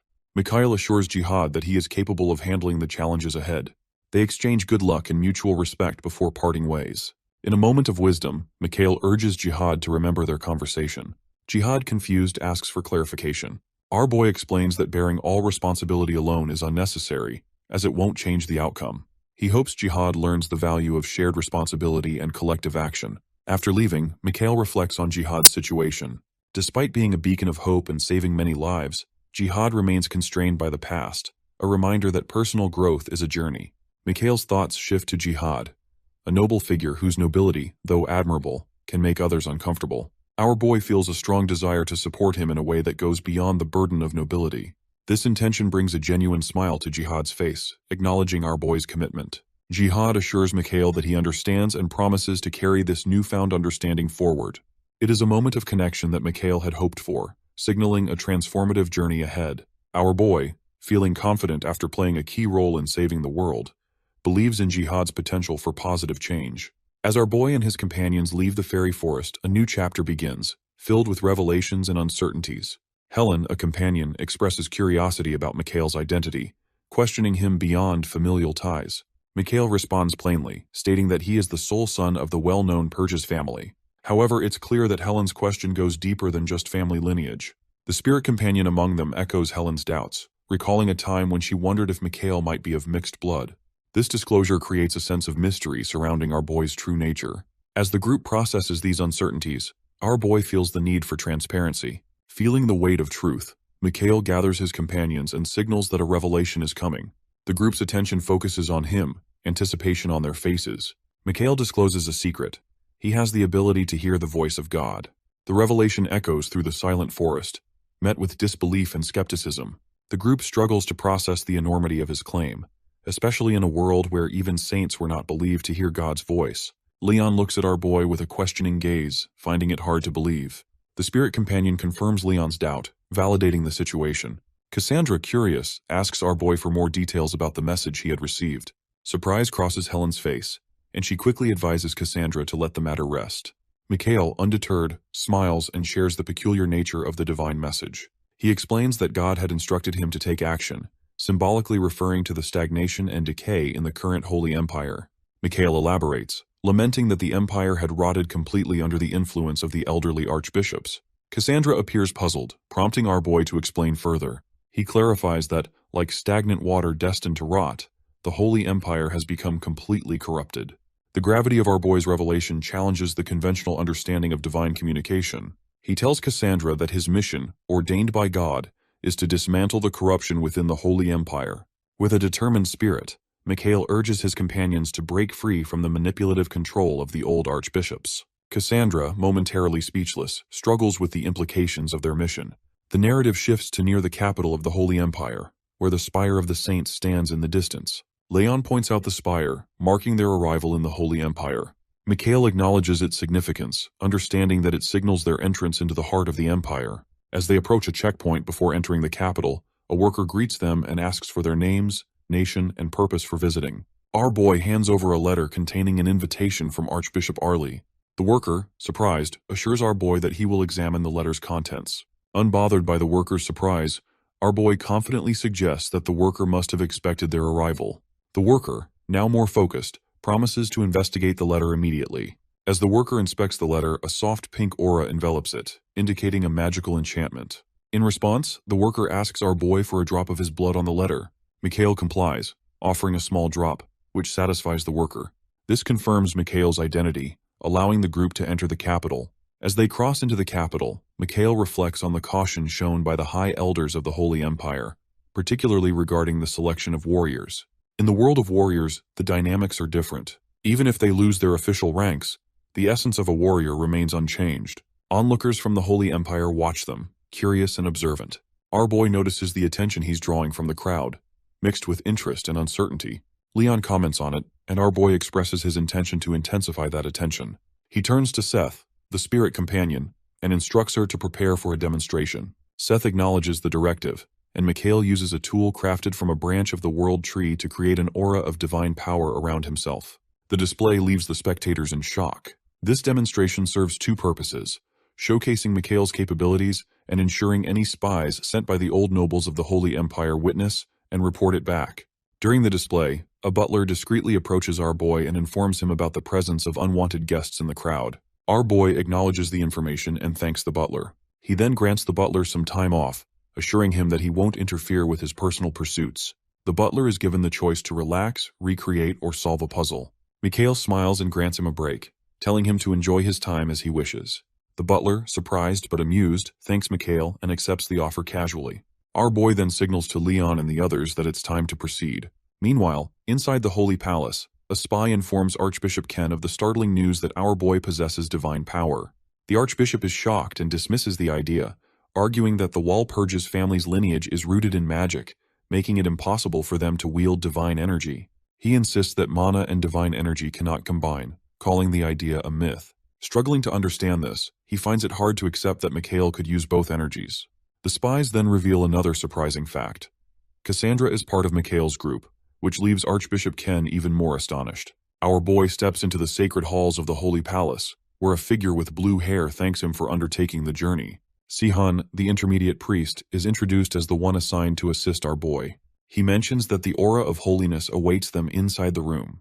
Sihan notices the youthfulness of the priest and silently reflects on the responsibilities placed on someone so young. Despite this, Mikhail decides to defer to Sihan, allowing him to lead in the upcoming encounter. However, Sihan interjects, reminding Mikhail that his companions cannot accompany him into the sacred chamber. This is a necessary but inconvenient truth, prompting our boy to consider informing his companions. Our boy calls Arlie over for a private conversation. When Arlie approaches, Mikhail speaks about Archbishop Ken's knowledge of her existence, a revelation that carries significant implications. Arlie acknowledges that she is aware of the situation. A moment of anticipation hangs in the air as Arlie asks for guidance on the next course of action. Mikhail's response is straightforward and supportive. He assures Arlie that no matter what decision she makes, he will stand by her and offer help. This unconditional support catches Arlie off guard, prompting her to seek clarification.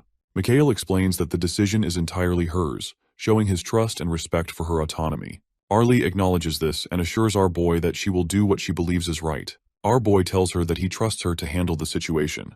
With that, Mikhail turns his attention back to Sihan, recognizing that their journey through the sacred palace is about to begin. Before the conversation can continue, Arlie pauses and shares her personal reasons for leaving the Holy Nation. Arlie decides to share a piece of her history, a decision that shows her trust in Mikhail. Our boy, intrigued by the revelation, encourages her to share her story. This act reflects the trust that has developed between them. As our boy moves into the room, leaving Arlie to her thoughts, Helen quietly approaches her. Helen, ever practical, questions the wisdom of sharing such personal details with our boy.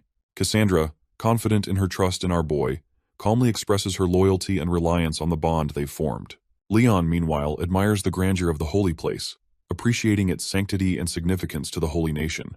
Acknowledging Leon's sentiments, Cassandra briefly mentions her past, particularly her humble beginnings in the slums, adding depth to her character.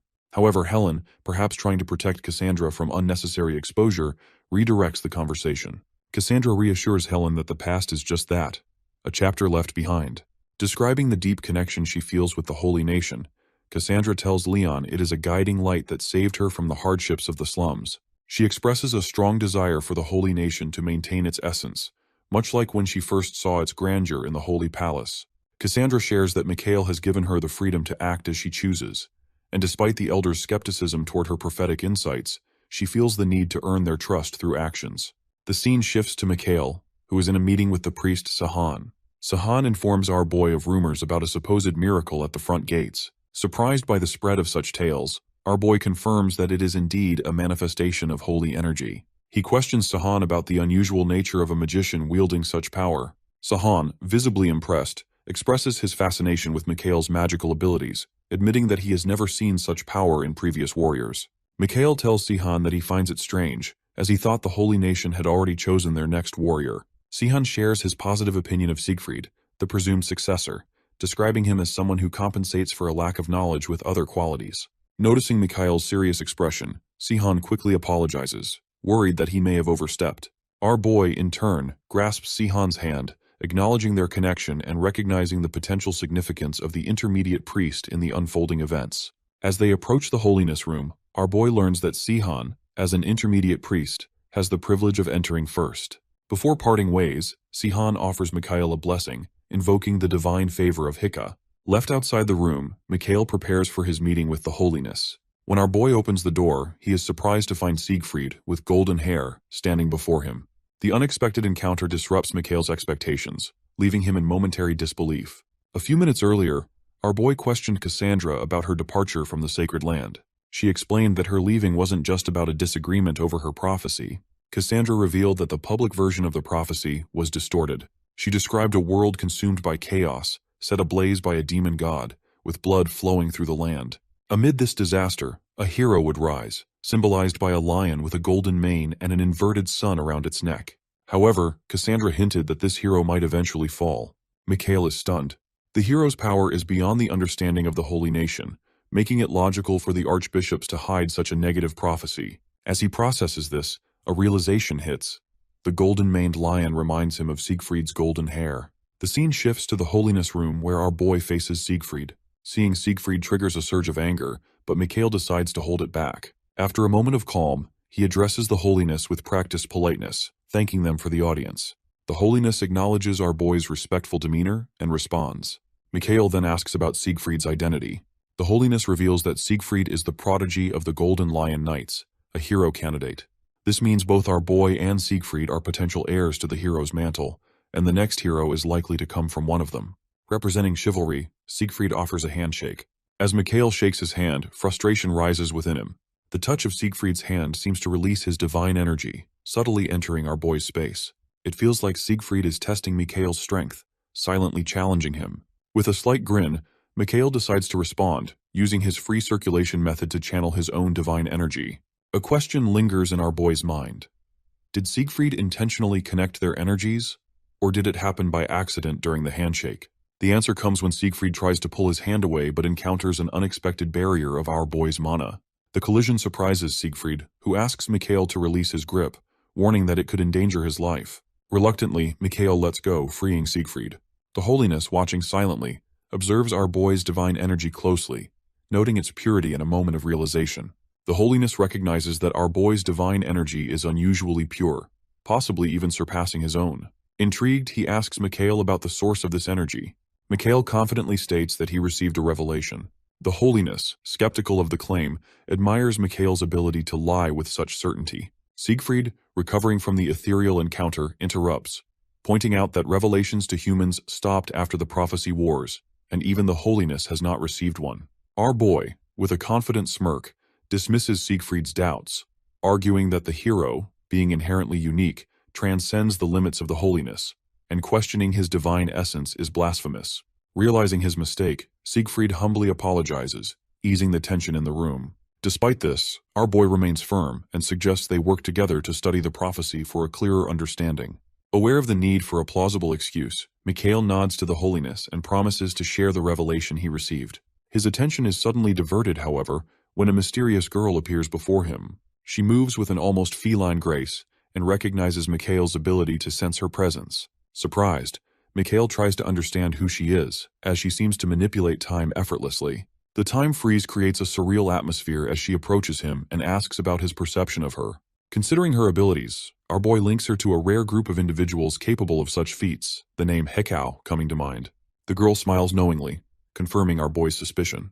She has a blend of Hekau's abilities, but her demeanor is playful rather than stern, suggesting a complex relationship between them that goes beyond normal interactions. Seth states that Hekau is not the other half of Asar, but rather a fragmented part that's separated from him. Seth recalls a time when Hekau, instead of fighting, had shed tears.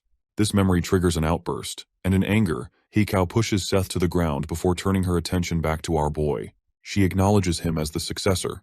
Confused, Mikhail asks for an explanation of the title. Hekau explains that Mikhail has already received parts of Asar and will continue to gain more, thus becoming the successor to Asar's legacy. Despite this revelation, Hekau notices the perceived disrespect in our boy's gaze. With a serious expression, our boy questions Hekau about her lack of action regarding urgent matters, such as the Desting World Tree and the threat of a great demon gathering troops. He asks why she remains passive. With a cryptic smile, Hekau acknowledges our boy's frustration and explains her reasons for not immediately acting on his concerns. This revelation hints at a deeper connection, leaving Mikhail with more questions than answers. Undeterred, he asks Hekau for clarity on her motivations. Hekau forms a pattern with her fingers against her lips as she explains that despite being labeled a god and sharing a similar existence with him, her words have failed to reach him. She dismisses any notion of perfection. When Mikhail asks about the implications of her godhood, Hekau promises to explain the details later, as the story is too complex for a quick explanation. Hekau then reveals an unusual problem. Her voice cannot reach her own children, and they refuse to accept the prophecy she shared with them. Our boy asks about her intentions, and Hekau explains that for some unknown reason, he is the only human she can communicate with, urging him to figure out why. She adds that if Mikhail can solve her problem, it would be greatly appreciated. With a casual flick of her finger, time resumes its normal flow. Siegfried, curious about the prophecy, approaches Mikhail, prompting him to consider the impending threat of the demon god. The urgency of the situation weighs heavily on Mikhail, but before discussing the prophecy, he decides to share a revelation of his own. Our boy expresses his disappointment with the current state of the holy nation. The holiness stands in shock, and Siegfried, loyal to the Holy Empire, defends its honor. Undeterred by Siegfried's defense, Mikhail challenges him, pointing out that Siegfried has not yet confirmed the accuracy of the prophecy before defending it. With a stern gaze, Mikhail silences Siegfried, urging him to reflect before speaking further. Redirecting his attention to the holiness, our boy introduces a cryptic prophecy from the past. It foretells that the holiness has two children, one within reach and the other lost. This prophecy suggests that things will not unfold favorably for the holiness. The revelation leaves the holiness struggling to understand its vague meaning. Confident in the importance of accuracy over origin, Mikhail states that if he makes the prophecy accurate, it will be true. The holiness, still grappling with the message, suggests ending the conversation, reminding both Siegfried and our boy of the heavy expectations placed on them by the people. As Mikhail prepares to leave, the holiness hesitates, as if about to ask something, but refrains. Our boy reassures the holiness that everything will unfold as intended, and if it deviates, he will ensure it is corrected. After leaving the holy palace, Mikhail finds that a seal has been placed on him. Siegfried, acknowledging Mikhail as their only hope, explains that it is the least they can do. Siegfried jokingly asks if our boy's whole body will soon be covered in seals, to which our boy casually replies, "Maybe." Together, they decide to head to Cassandra. Meanwhile, at Cassandra's location, Leon witnesses Helen in a skirmish with a knight. The knight, asking about Cassandra's whereabouts, expresses a desire to meet her. Helen stands her ground, telling the knight that he has no right to make demands. The knight, however, argues that their return shows recognition of the holy nation's righteousness. Helen strongly disagrees, but the knight presses on, saying that Cassandra, as a member of the holy nation, should naturally be present. The knight subtly implies that Helen is in the wrong. Noticing the situation could escalate, Leon intervenes and urges the knight to stop. The knight ignores Leon's plea, prompting him to assert that Helen is his ally due to the Parcelope family name. Unfazed, the knight acknowledges Leon as the Empire's genius, but insists he has no choice. As the knight draws his sword, Leon recognizes him as the White Knight, the vice-captain of the Holy Knights. The knight warns Leon to step aside, but Leon stands firm, preparing for a fight. The knight attacks, but Leon skillfully blocks his strikes. Cassandra, sensing the tension, steps forward, urging them to stop and expressing surprise at the knight's sudden appearance. Cassandra questions the knight's motives. He assures her that the archbishop regrets past events and promises a different approach this time, inviting Cassandra to accompany him. She considers the possibility that he might share the archbishop's beliefs, especially given Ken's focus on maintaining order. However, concern creeps in as Cassandra wonders if returning might mean being restricted by the strict rules enforced by Archbishop Ken, limiting her freedom to leave. Filled with apprehension, she confronts the knight about his intentions, firmly refusing to comply with his demands. In response, the knight subtly implies that he might use force if she continues to refuse, urging her to reconsider. He gives her a choice with serious consequences, forcing her to weigh her options. Mikhail, cloaked in mystery and wielding powerful fire magic, intervenes with a controlled display of elemental power. His actions show his commitment to protecting Cassandra, reminding his promise to keep her safe. Taking control of the situation, Mikhail instructs him to leave without worrying about Cassandra. Mikhail tries to justify his actions by emphasizing the importance of the holy nation, claiming that while he may aspire to become a warrior, he doesn't have the authority to stop the holy knights, who are loyal to the nation and its order. Our boy counters his assertion with a slight grin, suggesting that he may not fully understand the laws of the holy nation. He offers to explain them, implying that the situation might not be as simple as it seems. Cassandra had left the holy nation, and she wasn't without reason for doing so. She was now with the warrior candidate. Mikhail suggested discussing the matter with Archbishop Kilian. However, the knight's expression made it clear he disagreed. Noticing this, Mikhail instructed him to leave and warned him not to do anything reckless again. Meanwhile, our boy was determined to speak with Helen. In a quiet room, he turned to Helen and asked him to take off the helmet.